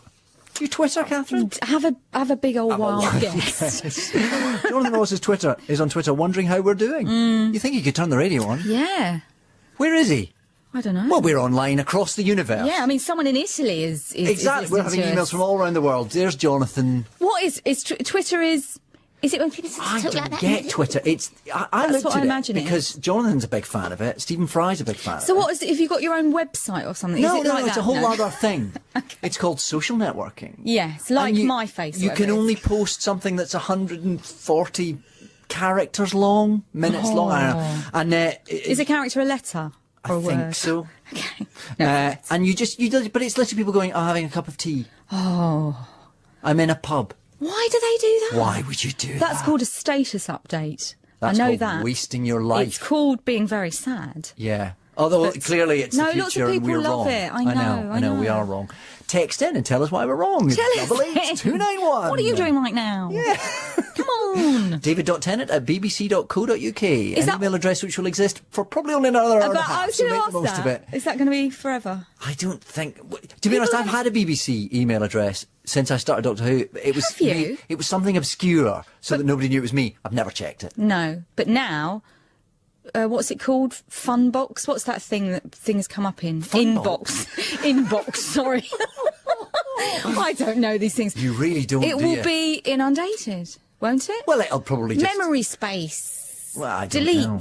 Or whatever. Delete. Is that a word? Control, delete, escape. Press them all at once and something happens. Something will happen. Now, I've got a feeling someone told me on Twitter... Oh, yeah? That 6:45 tonight on BBC One... Oh, you might want to tune in. Something's happening. You might want to tune in. I mean, I don't want to drive the listeners through anything specific. But, is it not the Doctor Who Easter special Planet of the Dead? Oh, do you know, if you're forcing me to talk about it, yes, it is. It is on BBC One, so we're in direct competition with Paul Merton's Silent Clowns. That was a little bit... on the something theatre Tavistock. Where was it he said he was tonight? Oh, you see, they go out the studio. Oh, but that's okay, because they'll have They've booked their tickets already, and they'll all have it on Sky Plus. They will. Other recording facilities are available. He's in the De Montfort Hall, Leicester. Okay. But if you're not there, you probably want to be tuning into BBC One or BBC HD channel. Ooh. Is there any difference? It's clearer. Is it? There's more pixels. See your spots more. Exactly. Yeah. It's a bit worrying. Is it? Yeah. I've been filming this week and I've got this right pluke on the side of my face. Look at that. Oh, what? A pluke? Pluke. What's a pluke, sir? Maddie, may I ask? Ask the Proclaimers about that. Is it a Scottish thing? It's a Scottish way of saying zit. A pluke? A pluke. It's a good word, don't you think? It is. I wouldn't have said it was a thing on your face. No, it's a carbuncle. But no, to get back to the yes, I'm sorry. To get back tonight, to the Doctor Who Easter special. Yes. Brilliant. I've only got 4 shows left in Doctor Who. I thought you've got 4 lines in that one. No, I've got a few more than that.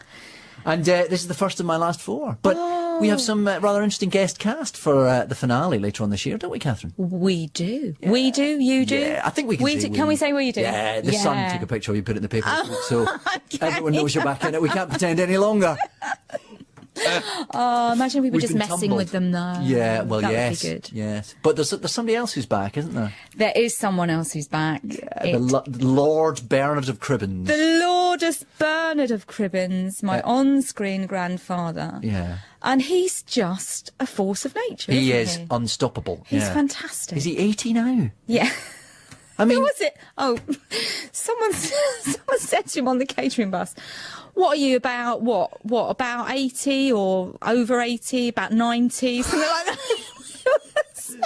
It was pretty not, and he said, no, I'm actually 80. Yeah. That's what I am, I'm 80. But he's got more energy than anybody else on set. Oh, he is phenomenal. Yeah. And in in memory of that, and in celebration of And in celebration. 6:45 tonight. He's not in this 6:45. episode, but his spirit is there. Yes. We thought we might play because he was in a, as he would say, 200 years ago. Whenever Yeah. he talks about anything, Yeah. well, 200 years ago when Yeah. I was in Yeah. Wigan, he was a pop star. He was. He had proper hits. Yeah, proper.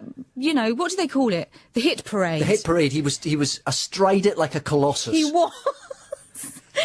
And we would like to play something of his now. This is for Bernard. We hope you're listening, Bernard. Right, said Fred. Listen, here it comes. Here he comes.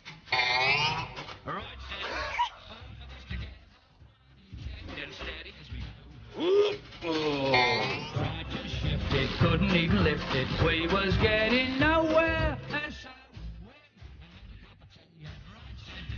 give us up a Charlie, hop comes Charlie.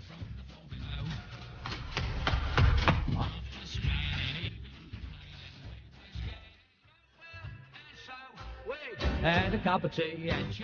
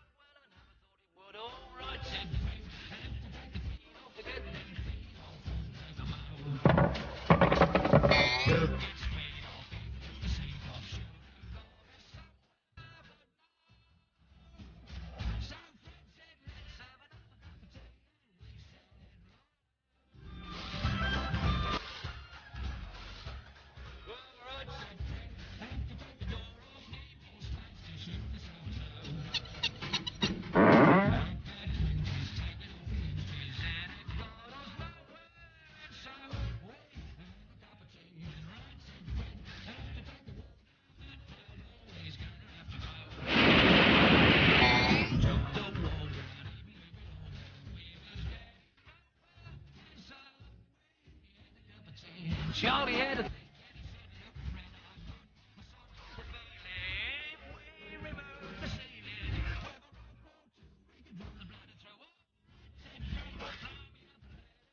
his crowbar gave a mighty blow. Was he in trouble up a ton of rubble?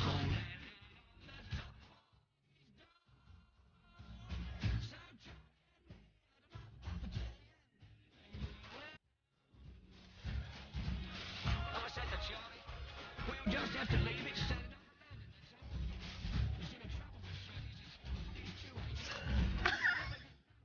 Too hasty? Doing it nowhere. We've got to play every second of that. Every last sound effect. Oh, Bernard Cribbins on There Radio he 2. is. Right, said Fred, and that's how they got their name, the group. We assume. We haven't looked that up. We just haven't. decided. Proclaimers, are you Bernard Cribbins fans? Actually, I saw Bernard Cribbins along with Elaine Page in some musical. Yes. It was a night. It would have been. It was a night of the poll tax riots in London many years ago. And do you know who else was in that? Who else was in Big John Barrowman. Is that It right? was Anything Goes. It was Anything Goes, wasn't it? Yeah, it was John's. It was, yeah. Yeah, it was John's first job, memories. 1989. Yeah. Bernard You should told me yesterday. you should do a cover of one of the Barrowman songs. They were great record. Weren't they on Parlophone, those things? George Martin produced them. He did. That was all he did before he did the He Beatles. did It was work with that George and Martin. the Yeah, Jimmy he did. Shand records. Yeah. Yeah. Nobody believes anymore. That was all that was on. And Peter Sellers, that was on Parlophone. Yeah. Bernard Cribbins has worked with everyone. He has. He's got not a song. He's probably got a song about everyone. He's got a story about everyone. Yeah. Peter Sellers. I know Brilliant. David Niven. He talks about David Yeah, Niven. I saw him on Niven. a film with Peter Sellers the other day. The Wrong Arm of the Law. That's right. Yeah. Cracker, yeah. We'll ask him about that on Monday. We will. Yeah. Yeah. We got another song from Another Proclaimers song? now. Yeah. What are you going to play for us now? This is a song which was from an album which didn't do very well a few years ago, but we like it anyway. And the song speaks for itself, and it's called Role Model. Take it away. She's been around for a number of years, had success with 2 careers. She gives dying people hope. How does she cope? She snorts a line of coke before an audience with the Pope. She's a role model for today. She's a role model for today. I don't care what you say, she's a role model for today. She's got better looking kids than you. She's got a better looking husband too. She's a sweet little honey, 3 times her mommy. You wouldn't know it 'cause she's got a flat little tummy. She's a role model for today. She's a role model for today. I don't care what you say, she's a role model for today. But the ladies loved, and the ladies cried, and the ladies cried and loved, and now the ladies signed a big book deal. Whoa! And the story tells you how it all began in the days when the lady didn't have the price of her next meal. And it's real. There's a secret to her success. She's got balls like the SAS. She's got more balls than me, more balls than you. My balls and all the sweat, I'll take your balls from man you. She's a role model for today. She's a role model for today. I don't care what she says, she's a role model for today. Rolling, rolling, rolling. Yeah!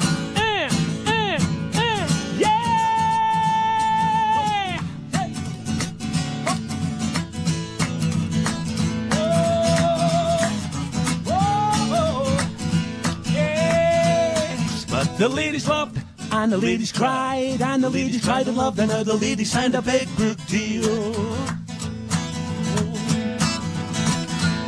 And the story tells you how it all began in the days when the lady didn't have the price of her next meal. And it's all real. She is a star in every way.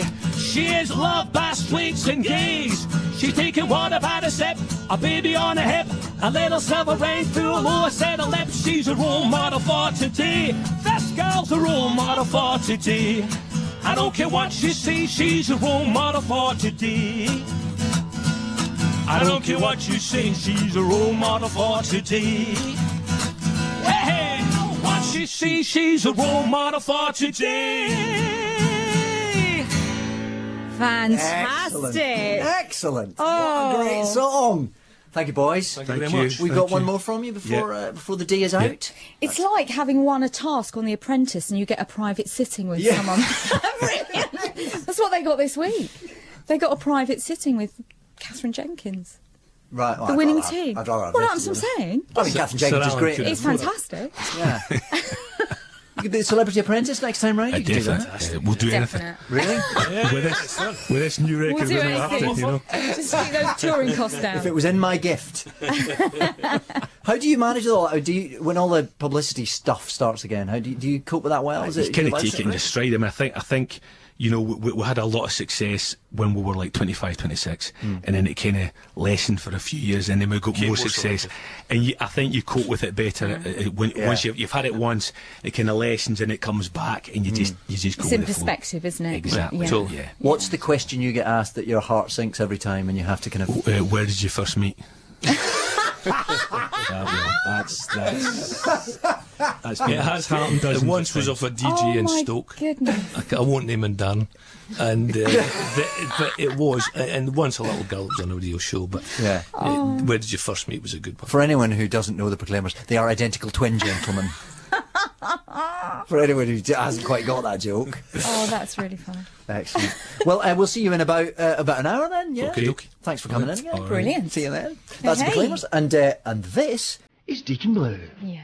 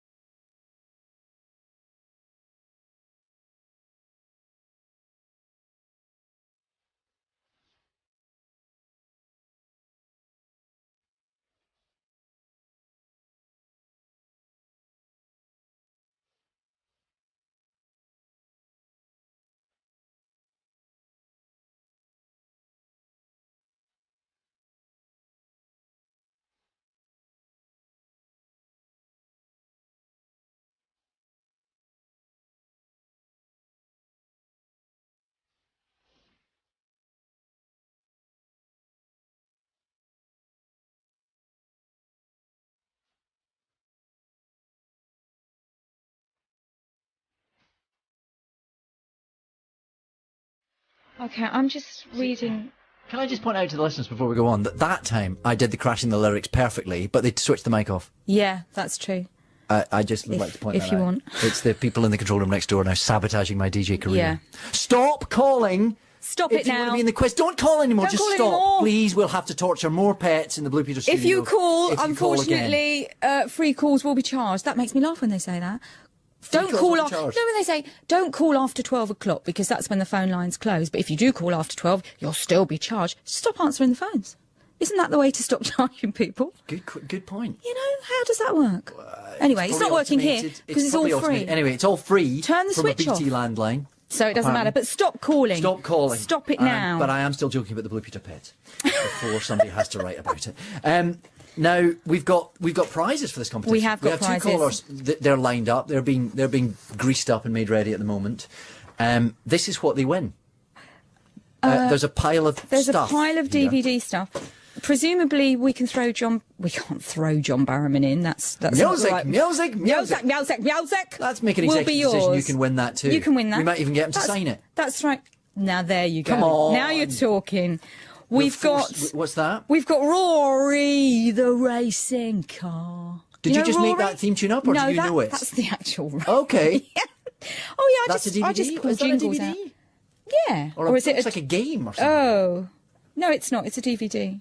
I've seen on. It's Peter Kay doing. Never heard. Doing the voice of. Oh, okay. Big Chris. Very good. Yeah. We've got Chuggington. Let's ride the rails. There's something for everyone. That That looks like a happens similar- to be for the under fives. Yes, yes. I've got. Oh look, there's music. Now that's what I call music. 72. I remember buying number 5. Oh my goodness. What's that one you just? That one.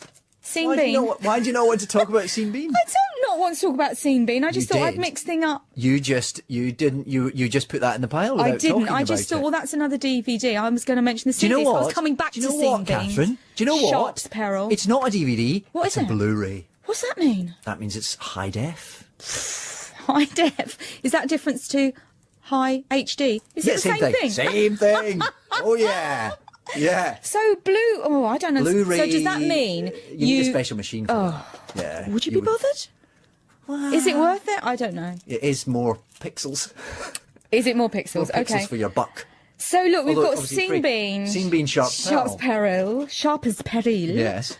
Trial and Retribution, the 5th collection. Oh, it's the collection. 5th collection. How many series have there been in that then? Probably The 5th 4 collection, before that, definitely. Does that mean collection or series?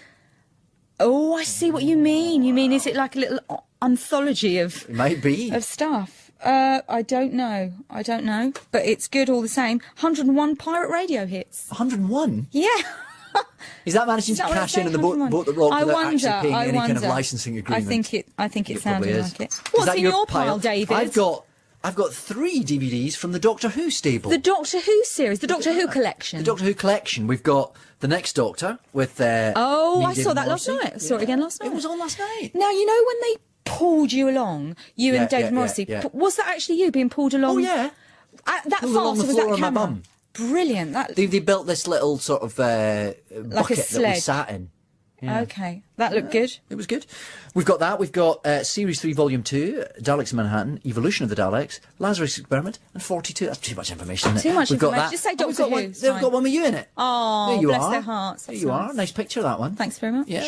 Yeah. +1, the complete first series. What? Oh, yeah. No, I know. Channel 4. That's Danny Mays, Danny isn't it? Mays, yeah. I don't know anything about that, but... I just sort of know. I don't know. I didn't see it. Isn't that a boy from a boy band? Where? Yes, that's Duncan from Blue, isn't it? Oh, gosh, I hope it is. Yeah, it is it? Yeah, it is. Is he an actor now? Yeah. I'm sure he's very good. I wasn't making... And isn't that Nigel Harman? And isn't that... Who's that? Is that boy from EastEnders who won I'm a Celebrity? Joe Pasquale? No. It was somebody else. Joe... I think Joe. Mixing. Anyway, I don't know. we're not adhering to that. You've got to pretend someone's in the room who doesn't know Yeah. you. It was a DVD cover we're looking at. Here's a special edition with a frame-by-frame restoration. Oh, that sounds boring. From the original negative. Come on. Oh, you can do without that for the DV extra. Of Jane Austen's Pride and Prejudice. Just do a commentary. Colin Firth and And Jennifer Lee. yeah, Jennifer Yeah. Lee. I've never seen that. Do you know? I don't think I have. But if you see it, apparently you fall in love with Colin Firth. It's a sort Yeah, of, it's Mr. magic. Darcy, It's yeah. like magic, and you Yeah. will love him. No, I remember it being on. Yeah, no. Moses Jones. recently on Moses BBC Jones, Two. that's right. So it's- Starring Sean Parks, the wonderful Sean Parks, and Matt Smith. I'll tell you what question I never want to be asked again. Yeah. So what advice have you given Matt Smith? Oh, shut up. He'll be fine. He doesn't need my goodness advice. Stop asking me that question. Are we going to get these people on? And no, I don't know. I think we play a record first. Oh, after a record, sorry. And look at this. What? Electric Dreams. We'll always be together, however far however far. People have apparently been texting and saying, when's your album coming out? I know. I think we've just put the kibosh on that. Yeah. Oh, we'll always be together in Electric Dreams. That's a bit of a rogue element to all the. It's a DVD ITV, that's fallen BBC. through time wormholes from 1982. But it's the only film Is that it we're the only offering. film? Yeah.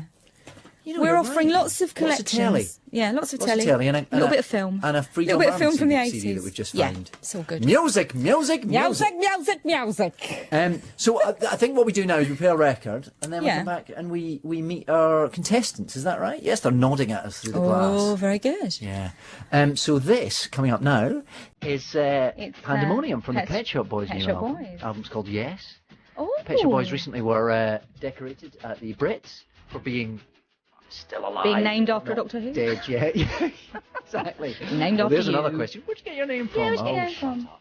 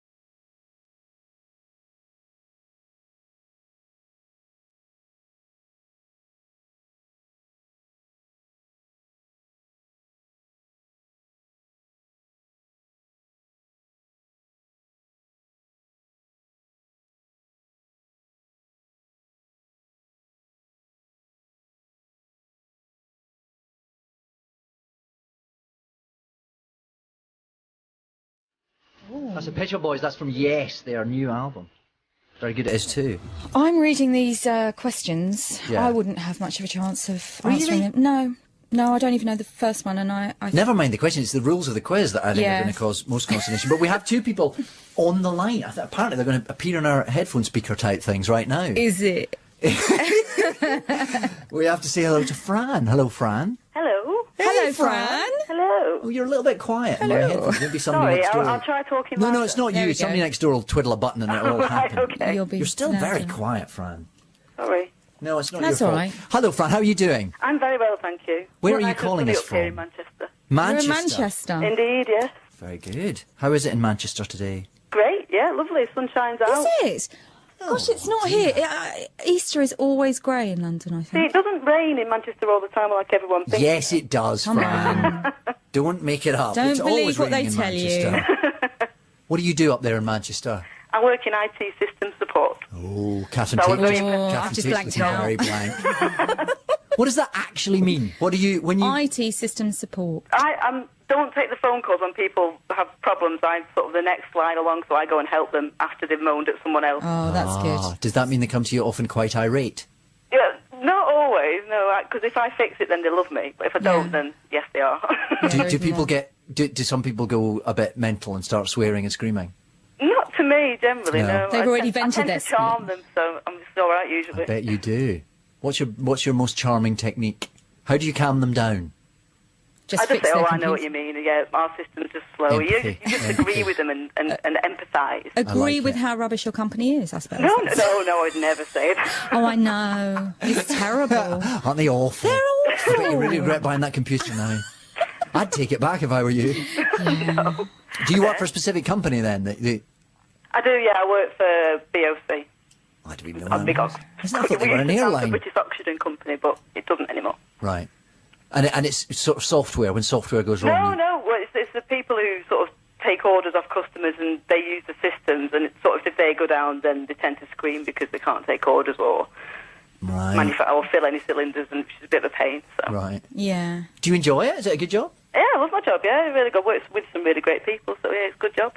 And whereabouts in Manchester is it? Do you live? I live in Allerton, which is actually sort of nearer to Wigan, but our job's in Swinton, which is sort of a bit Manchester based. I don't want to talk about IT. You have no idea where I've just talked about. I do. I know Manchester, bits of Manchester, but I don't know Allerton. Ah, right, okay. Fran? Hello. You're going to have an Easter eggs tomorrow?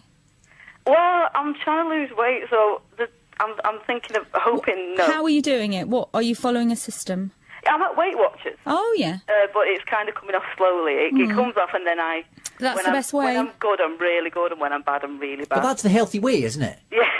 What? That's what they say, yeah. Binge eating? taking it off slowly. Starving and then binging. No, we're taking it off slowly. That's yeah. the healthy way. Exactly. We don't want crash dieting on this station. No, thank you. I should say no. Having said that, where are our Easter eggs? Yeah, there was where like a are our box of them little sitting Easter outside, eggs? and they haven't come in Look, yet. they're... Oh, now Look there's at people that, there's running actually around. a box. Oh no! All they're doing is rattling at them. Rattling and showing us through the glass. We're not actually getting one. How many points is a Cadbury's cream egg? Oh, do you know, I should know that. You should know it. No, that's probably less. 3.5. But you know the little lint bunnies? Yeah. Yeah. The little one, 24 points, which is more than a day's worth. goodness. I'm allowed 20 a day. I don't understand. What you're allowed 20. allowed So every 70 food stuff days has a a day. point. You work it out with calories and fat, how many points you're allowed, and it's 20. So it's like more than a day's food for a tiny lint bunny. Wow. Gosh. But they're really nice. You still have the... They're lovely, actually. No, I think that because they're you can pretend that they're not. I think they're the upper end, but a little bit, you know. I think isn't that some of that chocolate thinks it's a bit nicer than it is, and really let's No, just it's have a lovely. Mars bar. It's lovely. No, it's lovely. Yeah, I agree. Yeah, It is lovely. How do you think you're going to do in this competition, Fran? I do love quizzes, and Yeah. my friends all know I'm very competitive, so I'll never hear the end of it if I don't do very well. If I get all the questions wrong, and I'm a bit scared because Catherine just said they're all really difficult. So. Well, that's They're only difficult by my for her, that's Fran, by to be my honest. standard, Fran. You know, I wouldn't and- worry. and- I don't even know what a fun box is called on an email. Yeah. thing. Yeah. An inbox is. Presumably So- you have access to the internet, Fran, which is a mystery to Catherine Tate. So surfing the internet. You've that surfing just the means interweb. looking, you know. Yeah. Bit of an internet geek. I think you'll be fine. Honestly, I don't think. Well, actually, the first question I wouldn't have known the answer. No, to. would you not? No, Oh, I well, thought the that's answer all right was then. D, a goat. Yeah, fair enough. There isn't a D. That's just a clue. Oh, don't Yeah. say Don't go D. for G. assuming you're first up. We don't know. We don't know. We'll have to, debate that. Okay, cool. Should we meet our other Shall we caller? bring... You stay there, Fran. We're putting you in a holding pattern. Is it Stephen? We're putting you on hold, caller. That's what your customers say all the time, That's what your customers say all the time. Sorry, your screen's Do gone you play black. them music? No, it goes just completely dead, so they think you've cut them off. Oh, that's awful, terrible. hoping that they'll just think they've been cut off. VOC systems, get some music in.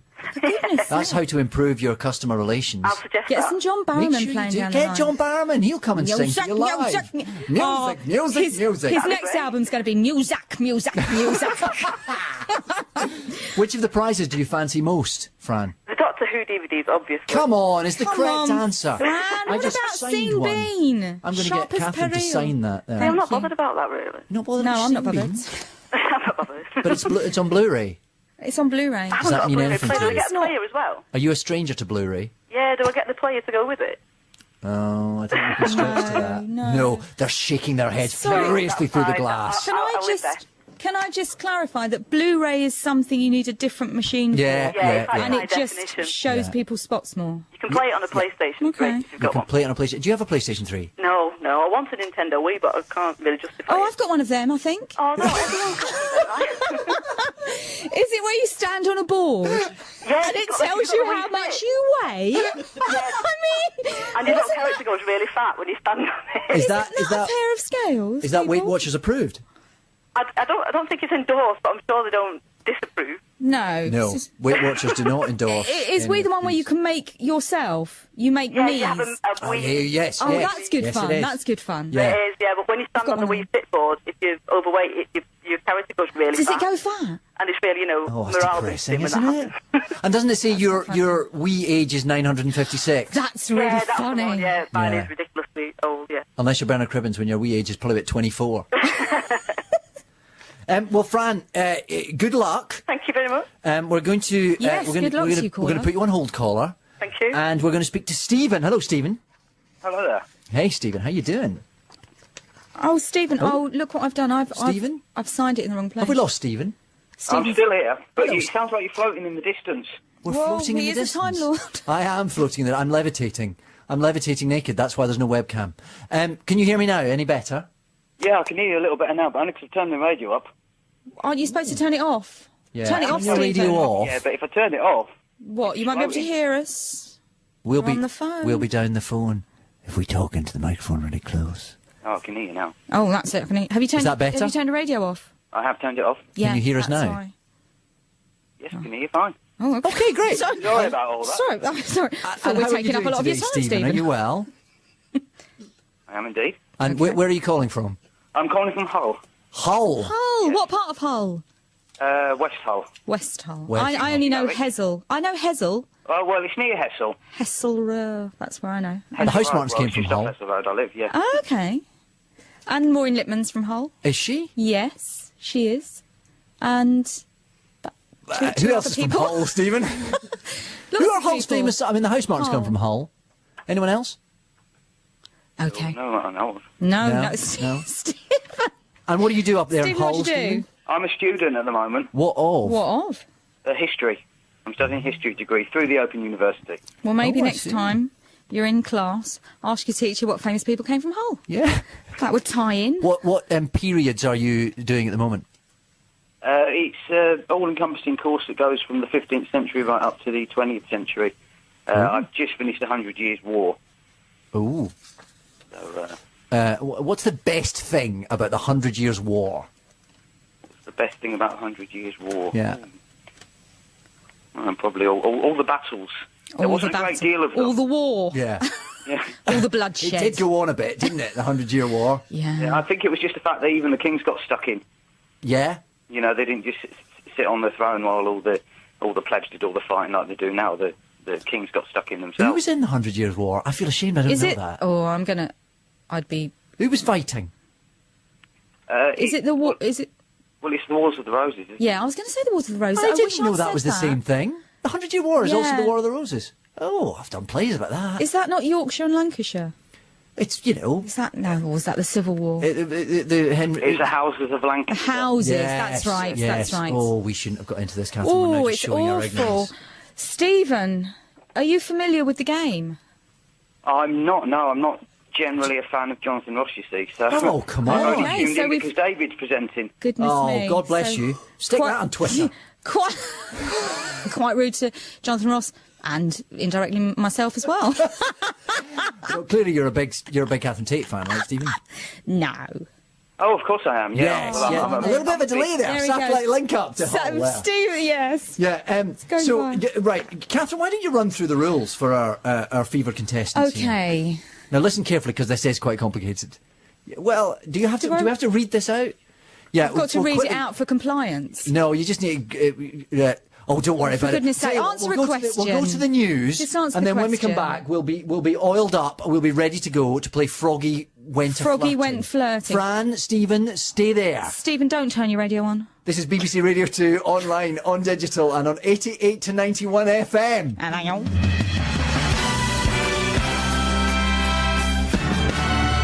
BBC News now at midday. This is Andrea Simmons. Police investigating an alleged anti-terrorism plot in northwest England have been given more time to question 11 men. The men aged between 22 and 41 were arrested in Cheetham Hill in Manchester, Liverpool and Clitheroe in Lancashire on Wednesday. An 18-year-old man was released last night into the custody of the UK Borders Agency. Searches are continuing at 5 addresses in Cheetham Hill and 5 in Liverpool. One of Britain's biggest unions has called for the immediate grounding of Super Puma helicopters, similar to the one that crashed in the North Sea earlier this month. Air accident investigators have said the crash, which led to 16 deaths, was caused by a catastrophic failure of the helicopter's main gearbox and have called for safety improvements. The Rail, Maritime and Transport Union says oil workers should refuse to fly if they have any concerns. Jim McCausland from the Pilots Union Balper says he's concerned that commercial pressures may be compromising safety. I think what I'm saying, without evidence, but just checking the vibration checks in the industry at present, is that people are saying something is giving here. Something is giving. The commercial pressures are making safety give a bit. And that's the question I think that we need to ask. Specialist prison officers are tackling what's being called a major disturbance at Ashwell Prison in Rutland. Eyewitnesses have described seeing a number of buildings on fire, but no one's managed to breach security. This man, Jim Harrison, drove past the jail. I saw a lot of fire engines there, a lot of police officers. There are also police officers stood around the edges of Oakham. I saw one police officer asking a driver where he was going and directing him away from the prison. Iraqi police say at least 9 people have been killed in a suicide bomb attack in Babil province south of Baghdad. At least 30 others were injured in the blast, which targeted members of an American-backed Sunni militia. Police in the Netherlands say a man has fired a gun inside a busy cafe in Rotterdam, killing 1 person and wounding 3 others. A spokesman said people outside the cafe wrestled the gunman to the ground and held him until police arrived. Cars which use CCTV to catch drivers breaking the law while they're behind the wheel are being tried out on the streets of Greater Manchester. The cars film the evidence on cameras attached to masts. It's then analysed and drivers who've committed an offence are sent a letter and in many cases a fine. But not all motorists are convinced it's fair policing method. It's a privacy matter, isn't it, and that they're recording your business without you necessarily wanting them to. It's the same thing that Google Street are doing, driving around photographing people's streets and things like that, and people getting photographed on the street is exactly the same. Yeah, I think it's a good idea because even though we know that we shouldn't drive and talk, I see many people do that still. One of Gordon Brown's top officials has been forced to apologise for sending emails in which he discussed smearing senior Conservative MPs. Downing Street described the messages as juvenile and inappropriate. BBC News at 3 minutes past 12, our next at 1. 88 to 91 FM. BBC Radio 2.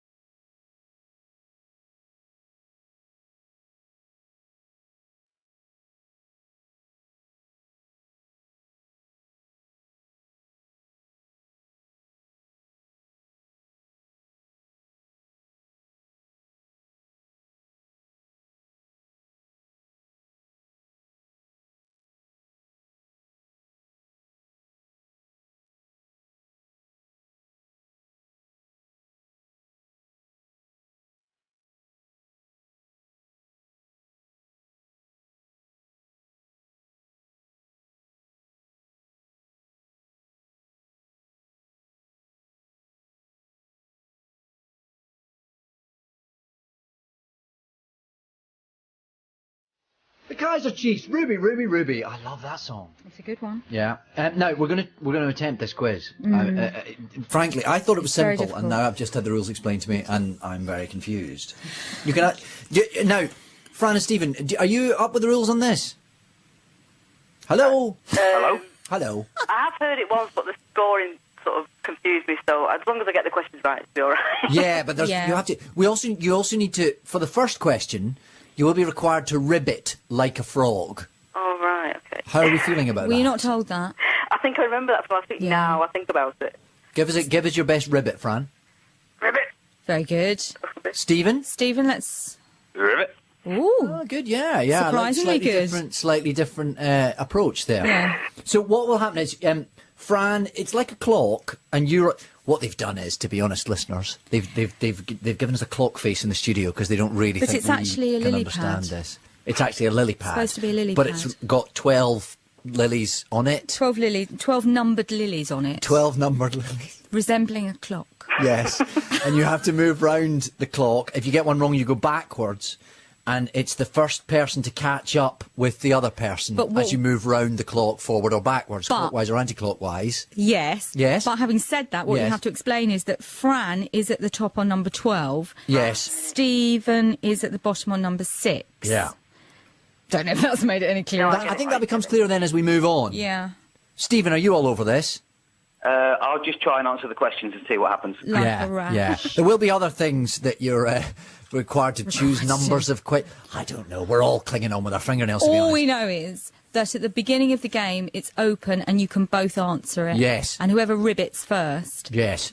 And has control of the board. If they answer the question correctly, they have control of the board. If they don't, no one's told us.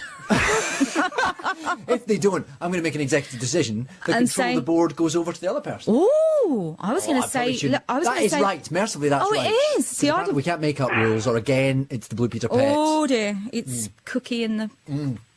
So, Catherine, would you read out the first question, please, and I will listen for the ribbits. Thank you very much. The first question: what animal does Angora wool come from? It is a multiple choice.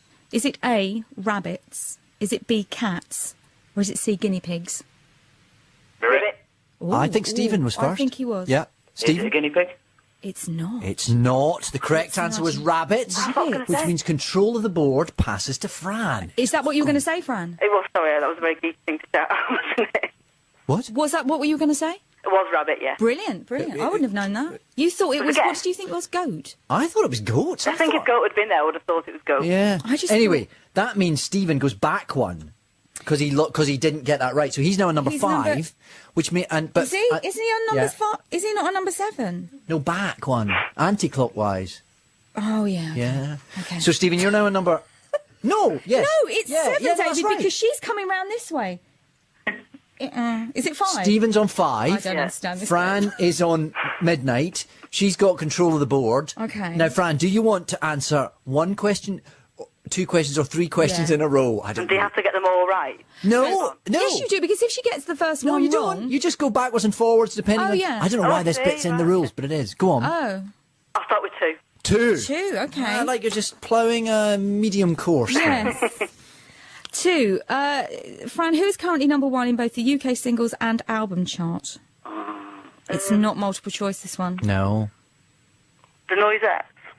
The Noisettes. No, it's good not. guess. They're number 2, aren't they? But it's actually Lady Gaga. It's the Lady Gaga. In her pants, which means you go back to 11, Fran, but you've got another question to go. Okay. Oh, yeah, she has. Shall I read this? Oh, one? yeah, go on. Yeah. Yeah, I didn't... Yeah. Which Scottish football club plays its home matches at Easter Road Stadium? Kilmarnock. Nice guess. Good guess for someone from Manchester. Yeah. But it's Hibs. It's Hibernian. So you're back on 10. Which means we now go over to Stephen. Hello there. Oh, no, you both answer the You question, both so it's answer the back on your ribbit. Back on your ribbit. Oh, we're back on the ribbit, so... Back on the ribbits, Stephen. Yeah. And your question 4 is, what is Australia's capital city? Ribbit. Oh, Fran, very Fran, definite. right in there. Very definite. Canberra. Well done. Well done. Where's It's she almost a going trick now? question, 9? that. People tend to think it's Melbourne 11. or Sydney, don't they? Oh, okay. But you're absolutely right. So they're neck and neck now. They are neck and neck, Yeah. which means Yeah. this quiz could go on for a It really could go long on forever. time. It could rival the Neil Kinnock. Have I got news for you? Good. So the second... Oh, so Right, how many, Fran, how many 1, 2 or 3? questions do you want to answer now, Fran? I got so phenomenally brilliant last time. I'll go with 2. Two Oh, again. she's Two sickening. again. Okay. What became the tallest building in the world when it opened in 1931? The Empire State Building. Oh, Very she's good. on a roll. She's Very on a good. roll. Do you happen to know that because you might have seen a certain episode of Sleepless Doctor Who? in a couple of But years it is ago? possible I may have seen that episode. Yeah, good. Well, you're about to win it on DVD if you keep going like this. You get one more question now. It's another multiple choice. It is another multiple choice. It is, where would a troglodyte live? Is it A, in a cave, B, up a tree, or C, underwater? In a cave. Oh, Is my the correct goodness, answer. Fran. Fran, you're all over it. So Fran's now on 1, Stephen's on 5, and it's another ribbit in question. It is a ribbit. The average person grows how many inches of hair each year? Multiple choice. Is it A6, B10, or C16? Ribbit. Stephen. Is it 10? No, it's not, Stephen. You move back to 4. No. Yeah. But then she's going to catch up with him. That's the point of the quiz. Oh! Yeah. So then she wins. Oh, I see. If someone catches up with the other person, they win. Did we explain that? They win Sean Bean on Blu-ray, Did and they go, we? "Well, I don't have a Bluray player. What am I going to do with that?" Oh, okay. And they prop up their. So it's their not door the with first it. person to get to 12 or 6? No. Okay. No. Stephen, do you have a Blu-ray player? Oh, I don't know. No, it's useless. It's That Sean useless, Bean that one. But anyway, you have to take it anyway. Otherwise, again, Blue Peter Pets. Number question. So what's this? hang Going on. back to ribbit? Hang on, where are we now? Just Fran. Oh, Is it back to Fran? We've got minds like traps on this, haven't we? Fran. Hello. How many questions do you want to answer? Where am I? Am I on She number didn't 1? get it You're on right. number 1. Oh, yes, she If did. you got 3 in a row right, you'd win. Go on, let's go for it. I'll go for 3. Come on. Okay. What's the name of the character? I'll start that again. Yeah. What is the first name of the character Lewis in the TV series of the same name? Is it A, John? Is it B, Robert? Or is it C, Endeavour? Yeah, there's a reason for Oh, is that. there? Yeah. So which one's What going was to... that? I heard It was, John. sorry, it's A, John, B, Robert, or C, Endeavour. The first name of I think it Lewis. must be Robert because Endeavour was Morse's first name. Oh. You're absolutely right. It was, and you're right. It is Robert. He was Fran. You're perilously close to winning Fran. now. He was called Endeavour. Endeavour Morse. Yeah, that was like the big reveal in the last episode, wasn't it? I don't know. You spoilt for me now. Sorry. You know, he died at the end. I was going to watch that tonight. Yeah. Okay, next question. What is Jamie Oliver's new daughter called? It is multiple choice. Oh, good, Fran. right, go. Is it A, Fifi Trixie Belle? Is it B, Bluebell Madonna? Or is it C, Petal Blossom Rainbow? It's Petal Blossom Rainbow. Well done. It is, Fran. You've got one more to go. What do they call her? What do they... Pet? Did she get known as PBR. Pet? PBR. It's a shame when they go to school, Pet. isn't it? Pet Clark. Pet.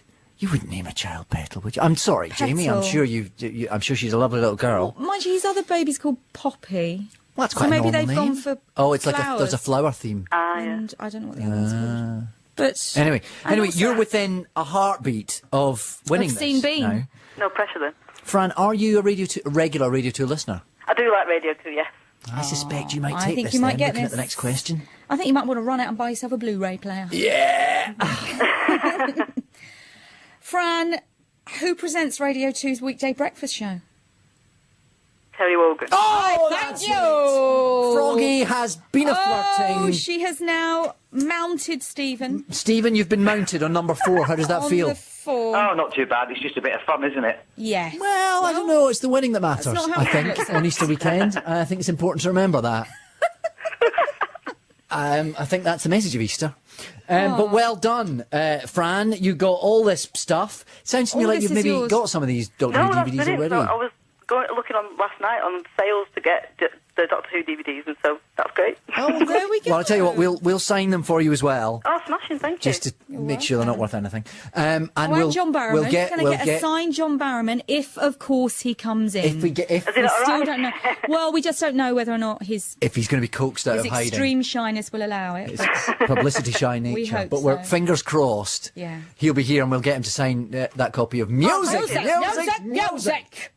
Oh, thank you very much. That'd be great. Yeah, and I'm sure, Stephen, will find some bits of tat to send you as well, because, you know, that we're like that. We're generous here. We like that, yeah. Oh, But happy Easter. consolation autograph would be lovely. We can sort that out for you, Stephen. Yes. Thanks very much. Thank you for calling in. Happy Easter to Happy Easter. Happy Easter to you both. lovely And, Stephen, you should try Jonathan Ross. His show's very good, you know. Yeah. I mean, obviously, it's better this week, but, you know, it's not awful. Not to be sniffed at. It's not awful when we're not here, I promise. All right, thanks, guys. Take care. Thank you very much. Cheers. 6:45 tonight, BBC One. Tune in, why don't you? Oh, go on. We've got another track from the Proclaimers still to come. We've got John Barrowman still to come. Oh, it's all good. We might be eating some eggs later. Some eggs. Some Easter eggs. Easter eggs, yeah. Cadbury's. As opposed to poached. As opposed to Yeah. It's David Tennant and Catherine Tate. We are in for Jonathan Ross, who's not here. You've probably gathered that by now. We're supposed to say that every now and He's again. too busy We've forgotten twittering. that. Oh, really?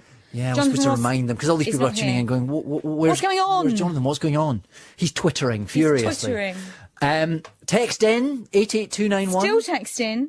Someone texting to say, because you know that loads of people are doing their GCSEs soon. Are they? Yeah, and they're all revising. So good luck to all you. That's it. Is that it? Yeah, that was all I was going to say. Oh, that was nice. It was nice that you were thinking of these people. Let's play a song. This is from the Alexandria Quartet. It's called Dark Side of the Blues. Here it comes. You can do the intro thing, can't you? Has it got words? It has got words. Oh, I thought the Alexandria Quartet meant it was like instrumental. It sounds quite classical, doesn't it? It does a little bit. It's not. They're quite sort of indie rocky. Oh, are they going to start speaking now? Listen. Here it comes. Okay. Bit of a guitar. I like it. Yeah, you like it so far? I'm going to get it. Is this your kind of thing? Yes, thanks. Yeah. Okay. Can we really drag this out until they start singing? I don't know, because I don't know when they start singing. Oh, it's taking forever. Oh, my Come goodness on, boy, me. start. Oh, please.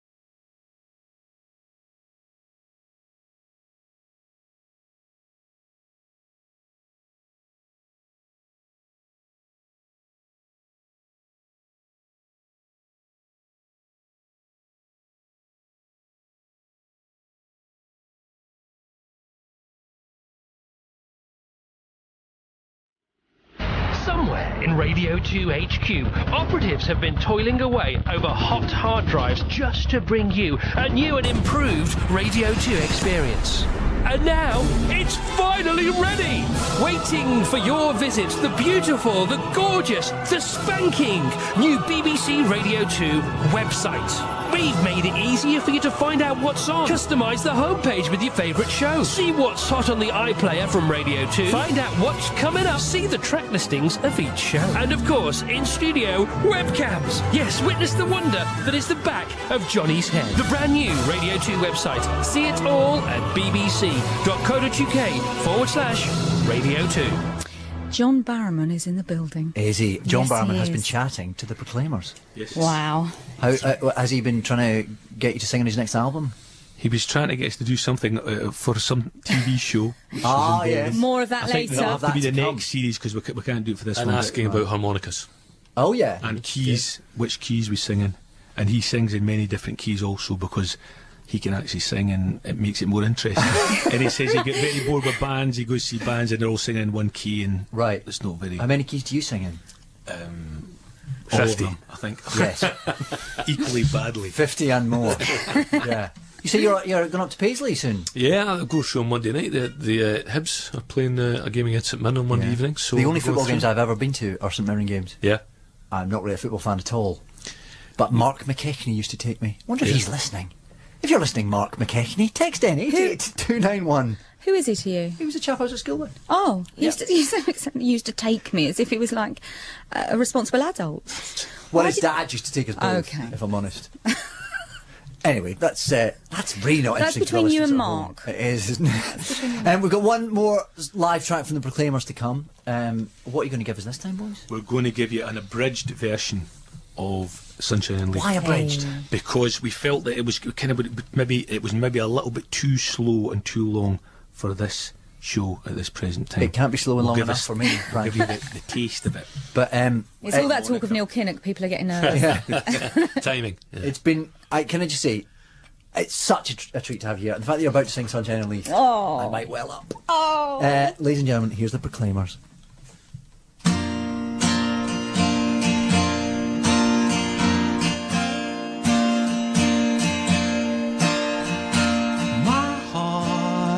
Was broken. My heart was broken. Sorrow, sorrow, sorrow, sorrow. My heart was broken. My heart was broken. You saw it. You claimed it. You touched it, you saved it. My tears are drying, my tears are drying. Thank you, thank you, thank you, thank you. My tears are drying, my tears are drying. Your beauty and kindness, me tears clear my blindness. While I'm worth my room on this earth, I will be with you. While the chief put sunshine on Leaf, I'll thank him for his work and your birth and my birth. Yeah, yeah, yeah.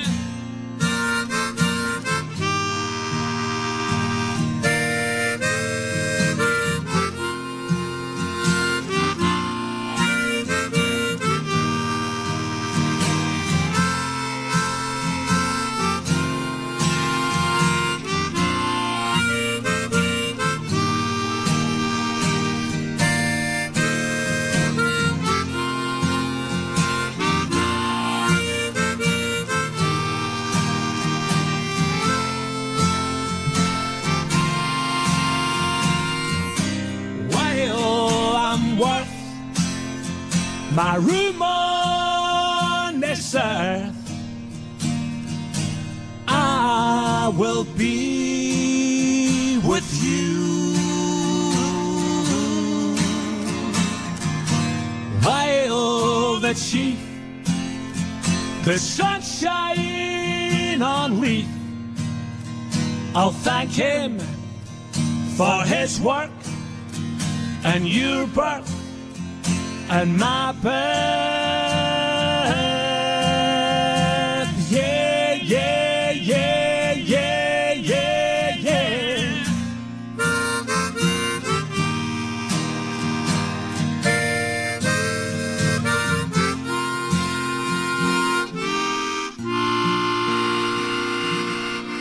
Little tear in your eye there. Just perfect. Oh, One of the most fantastic. beautiful songs ever written, I see. Oh, beautiful. Fantastic. Thank you so much. Thank you. Thank And you. thank you for coming all the way down. Thank you.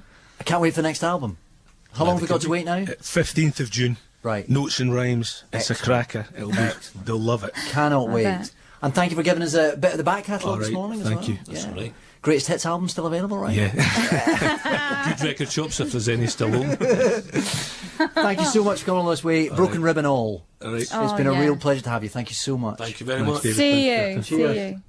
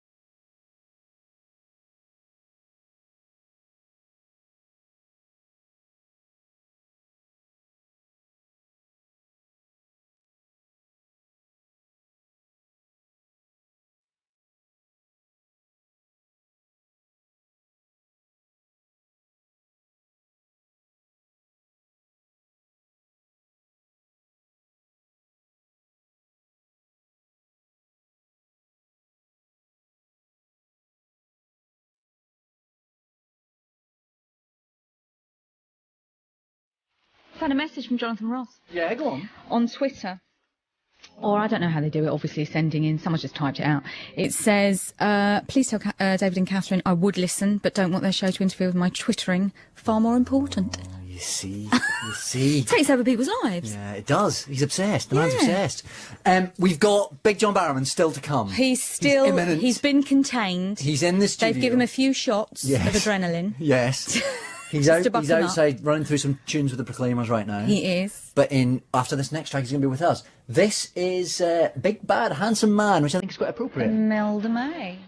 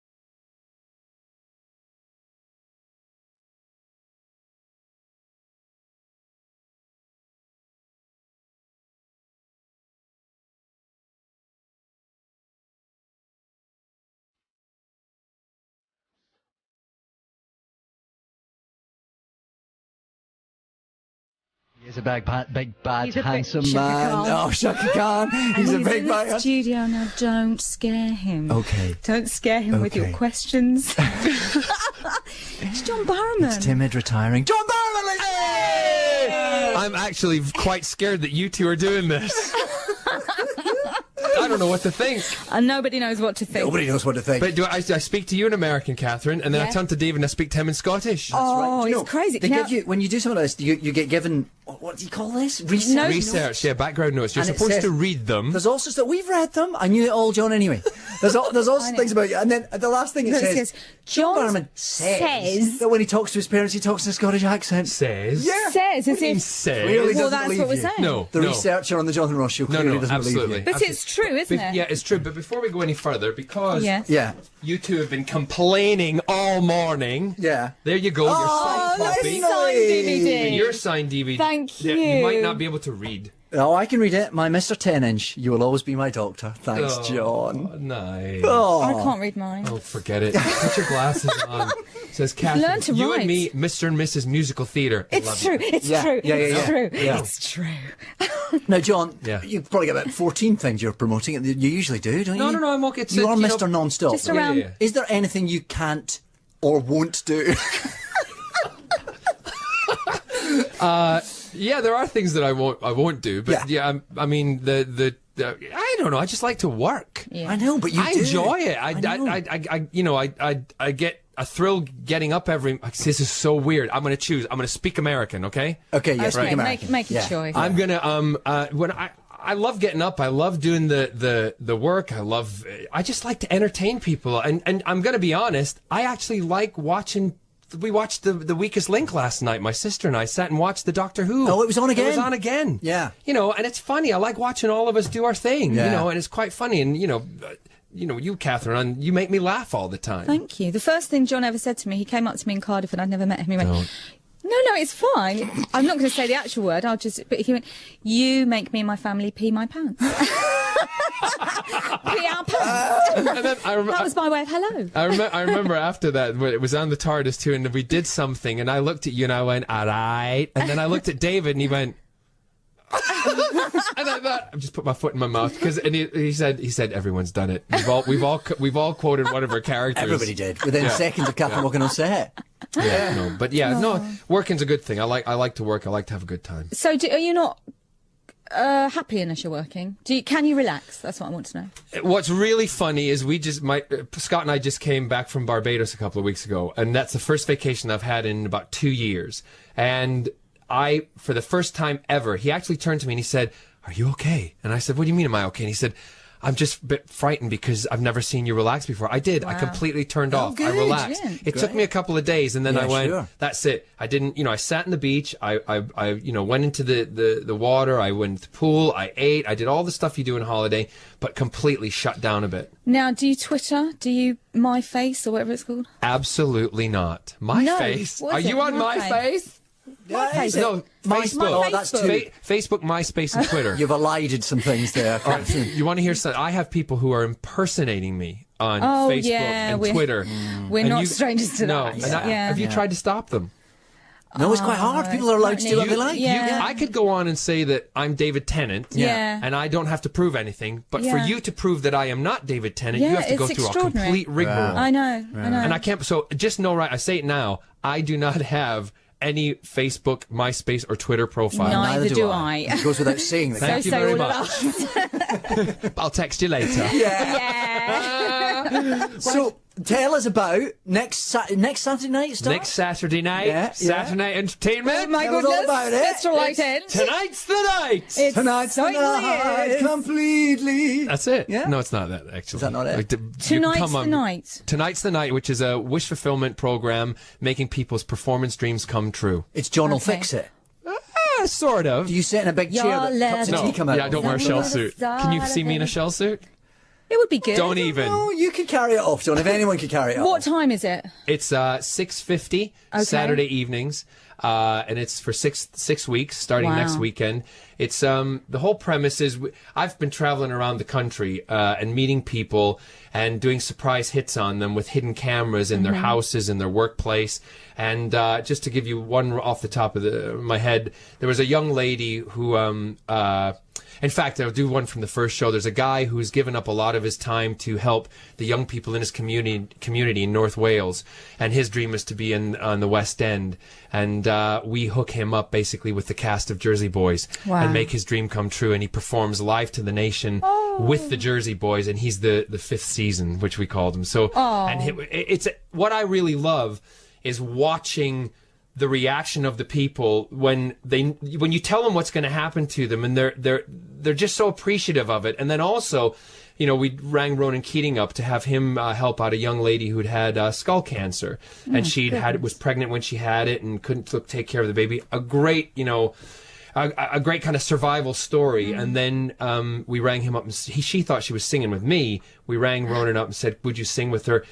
And the generosity from the celebs that are getting involved, I think, is just incredible because they're really coming forward and saying, "Yeah, we'll do it. We'll help out." That sounds great. So it should be a good. I hope so. I hope people watch it. So what is it? Audience based, studio based? We have studio based. Yeah, we have 400 people in the audience, and we research every single one of them. And we know a lot about them, and we basically do within the show. We've done the pre-recorded hits, right? And then we have those people coming into the studio, and we also do hits on people in the audience. So do they know that when they apply for tickets? They have no idea. Oh my goodness! So if you just get ready, that's quite exciting. To watch, So it's exciting, and it's exciting for me because I come out before the show and kind of scan the audience because I have to know where they're all sitting. And I kind of look and see. So you see people looking at me. They don't know, but I mean, we've recorded a couple now, so people know that that's happening a little bit, and to see the kind of fear in their face when I walk up the aisle, because I might make your life dream come true. Oh my goodness! So you've got a couple of them are in the can already. Yeah. And you feeling good about it? I'm feeling really good. Yeah. I think it's. you know, without tooting the show's horn, but it's some. Well, Toot I'm the going horn. to toot the horn. Come on. It's something. It's about giving back, you know, and there's something really great about seeing, you know, people, you know, who are out there, you know, making a living, trying to get through life, and you know, all of us, we're really fortunate to be doing what we're doing, but to give them that opportunity is absolutely spectacular. And I'm not really a crybaby, but I'm telling you, there's been a few times I have been. You know, does sound a bit. You've asked for waterproof mascara. Yes. Yeah. Yes. Thanks, what? And I do wear it. No, well, on stage. we all have you to. know. And do you sing much in the show as well? I do. I open Do the you show. sing much? I sing much. Give me an opportunity. I'm singing all the time with music. I opened the show with a big number because I wanted to do a kind of retro 70s kind of feel to it, or, you know, I wanted a variety show with a twist. Yeah. And so I opened the show with a big number. Within the middle of it, my dancers, the J8s, are dancing their lives away, and I'm introducing what's coming up, and then we have a secret thing that the audience at home will see what's going to happen, so our studio audience won't know. It's all very technical there. Me, isn't it? We got. Do you know what we've got lined up next? What? A track from music. Which you know is available. It's available in all retail. What about products. us is the track that was written. Is you it- guys had no clue what that is was it when I not listened the to you Michael earlier. Jackson song? No, I thought it it's was a not Michael Michael Jackson Jackson. song. Why would I sing a Michael I Jackson? It's the don't know. world song or something. That's Yes, actually it is called, world. isn't it? This What About Us was written by Gary Barlow. Oh. Especially for you. It was written. It was You nicked it sourced open. for me. It was sourced Okay. for me because I said to Sony I really wanted to do if I had a dream, one of my dreams, to have someone write a song for me, it would be Gary Barlow, and they went and sourced it. I'm sure it was from one of his catalogs, but. You know, he texted me after he heard it and he said, John, you did a great... John, it's Gary Barlow, you know, Andy Peters' friend. And I was like, of course I know who Gary Barlow is. Funny. You know what I mean? He was just politely saying why he would text you out the blue, though. That sounds like a well brought up boy. Yes, but I was very excited. My hand was like that when the phone... Really? Gary Barlow texted me. Come on, please. Big news. Was he up the mountain when he did it? No. With Ronan? No. Yeah, they were all up a mountain Talk together, about weren't two pop guys that I kind of like are Ronan and Gary. Yeah. Yeah. Well, let's... I was very jealous of that girl who sang a duet with Ronan. Right. Your chance will come, John. Here's Oh, here's the John, song. we're going What to about talk until you sing. Yeah, that's what Don't we've tell been us trying when to it do. comes in. Like DJs We do. like to do this because It's like, well, what DJs just keep do. talking because... Yeah. John, you can't cheat. You know when you're going to sing. all right, well, I You won't be talk to quiet. You know, I've just discovered Be there's a quiet. thing on this computer that actually tells Tells you? Oh, look no, at that! I Look can't at that see that. thing! 4, Where? 3, Where? 2, and John sings round about now.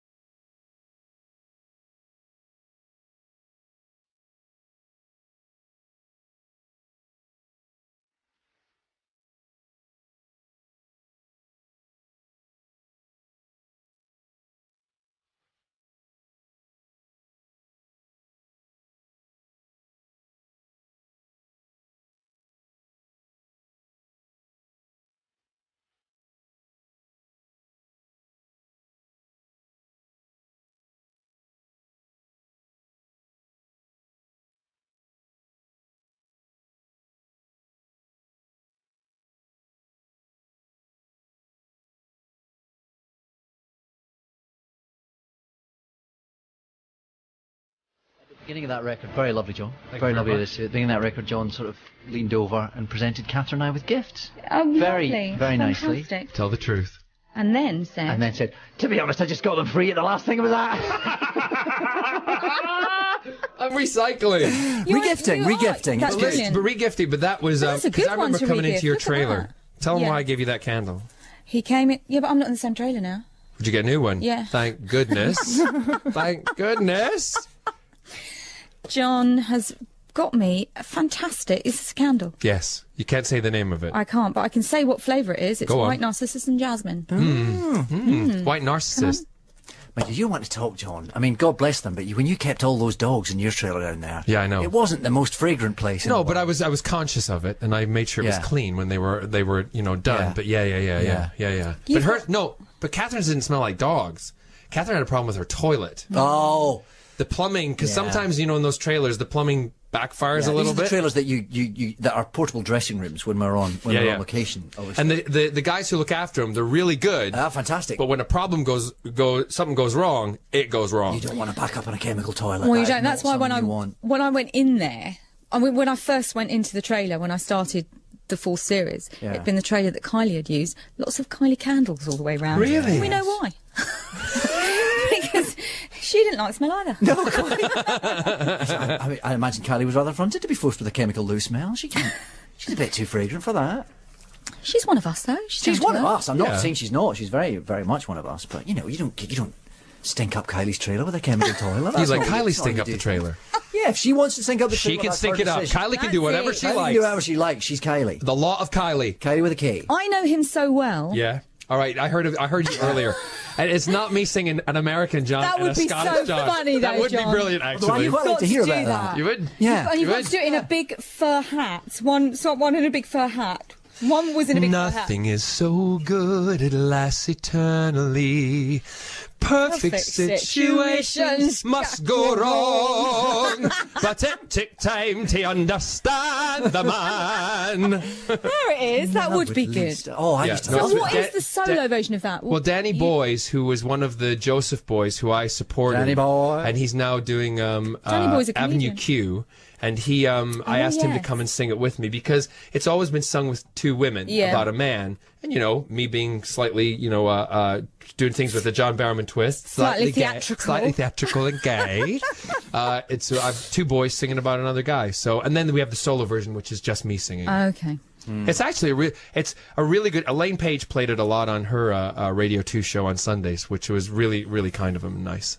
I was thinking about you being a gay gentleman. Not something you're afraid to admit. No. And because Hollywood, and even still in this country, there's still sometimes There are no this gay sense actors in Hollywood. that you're not allowed There to are admit none. to be Please, there's plenty of gay John, actors there are out none. there. Of course there are. And But they're there's a sense you're not allowed to still admit to it. stuck in that closet. Yeah. Yeah. And the idea being that if you do that, female fans won't be able to fancy you. But Won't I've been at fancy one of you. your concerts, Mm-hmm. and it's rammed to the gunnels with ladies who would like to lick you up and down. Yeah, well, I think it's because I don't. If I had the formula, I would bottle it and sell it, right? And I'd be marketing that right now. You'd be on this show promoting Yes. it. What would your aroma In be fact, called? you'd have given us a bottle, wouldn't you? Narcissist.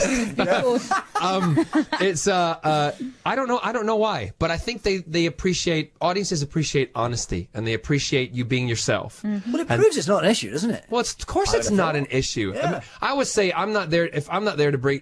It's not my job to bring people out of the closet. Absolutely not, because there might be an emotional reason as to why they're not admitting it themselves, and that's perfectly fine. But if you're not doing it because you're afraid you're going to lose your job or your career, someone's going to treat you differently, then you know what? You got to step up to the plate and become a real man or a woman and start speaking honestly, because it's detrimental. I get so many letters, David. I know you get these kind of letters, and you too, Catherine, from people who watch us on television, in Doctor Who, or in the other stuff that we do, they say, you've changed our lives. And I get that all the time, from teenage boys and girls, and they'll say, I feel more confident in myself. And it's not necessarily about being gay or straight. It's about, building that confidence and having some kind of I don't like using the word, but I'm going to say it, that kind of role model. And there's no issue with that, really. But when you get, like, from an 18-year-old who says, I was thinking about, committing suicide, but I see you as a man who is comfortable with himself and da-da-da-da.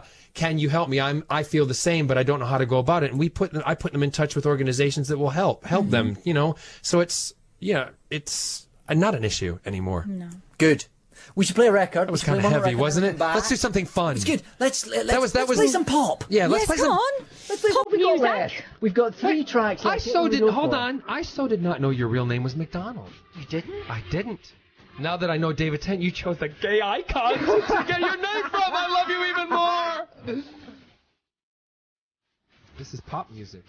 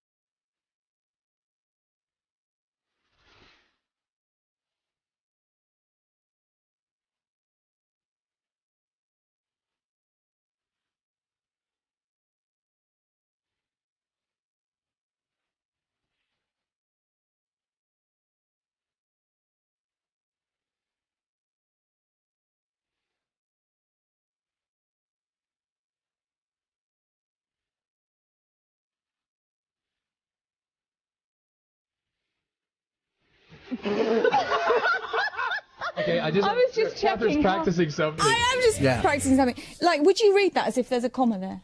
Just read it all out as it is in front of you. Okay, it's not for another comma. 4 minutes. Don't worry. I know. No comma. No comma. But it's probably the easiest thing you've had to do all morning. But I'm glad you're getting nervous about it.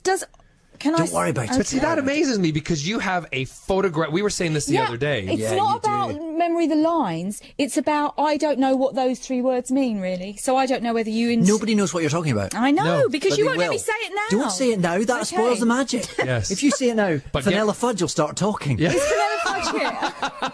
Oh, really? It's not Vanilla Fudge today. It's not Vanilla Fudge. It's someone's salmon. I love that they have Roger a radio newsreader on this called Vanilla Fudge. How can you say, the world's all going... Because she's delicious. The world's going awful, but here's Vanilla Fudge. Here's Vanilla Fudge to tell On you. a lighter note, here's Vanilla Fudge. She managed to say it quite... This is the news, I'm Vanilla Fudge. But you know what they should do? Some companies should make vanilla fudge. They should. Yeah. Actually. Yeah, they should. And they should market it for children in need next year. There you go. There's a and BBC people, there's a BBC idea. People buy it and then they make money for children in need. You can Great, have I'd that buy for some. free, that idea. And every It's little shaped piece like of fudge you open's got a little bit of bad news on it.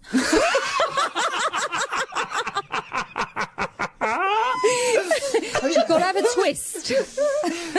Now, John, we should also talk about Torchwood, who's coming back soon. Yeah. I saw the first episode. I know. It's brilliant. I haven't seen it yet. It's properly brilliant. It's always been good, but it's brilliant. No, it's coming in June or July. I don't think they've decided on any dates yet, but it's 5 days in 1 week. 5 days in 1 week. So it's like an epic kind of mini series.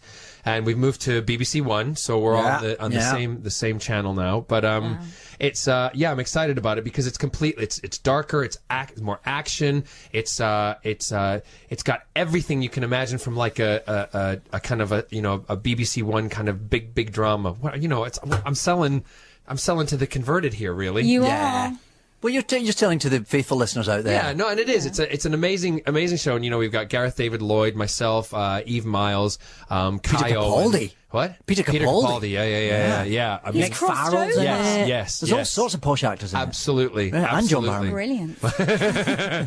Captain Jack Shoulders. But and Eros, Lynn, who directed it, who's done many a Doctor Who. He's directing us right now. Yeah, and Down in he's Cardiff, absolutely, a wonderful director, and it was great to go back to it because I want to talk about the stuff that happens, but I can't because it'll be don't give it away. But you just need to watch it because you will go on a roller coaster ride over the course of the 5 episodes. I'm looking forward to it. I see the episode this coming week. It's really good. Really it was good. on my birthday, so I didn't get to come because I went out. Scott wanted to take me out to dinner. Where'd you go? I went to the Ivy. Oh, very nice. Yes. Oh, you're very showbiz. Well, you got to do it sometimes. Who was there? Oh, nobody. No. No, was Nobody you were there. No one was there. No, I don't. I can't remember who was there actually. But I took Jodie. Whoever was there, everyone was looking at John. That's true. Well, yeah, exactly. Exactly. Oh, come on, we've got to say goodbye. It's like it's all over. The 3 hours has flown by. But guess what? We get to hear Catherine. This is what Catherine's been rehearsing all morning. But can I say, BBC Radio 2, you guys should come back and do this. Oh, again. we've had such fun. We have had a hoot. It's been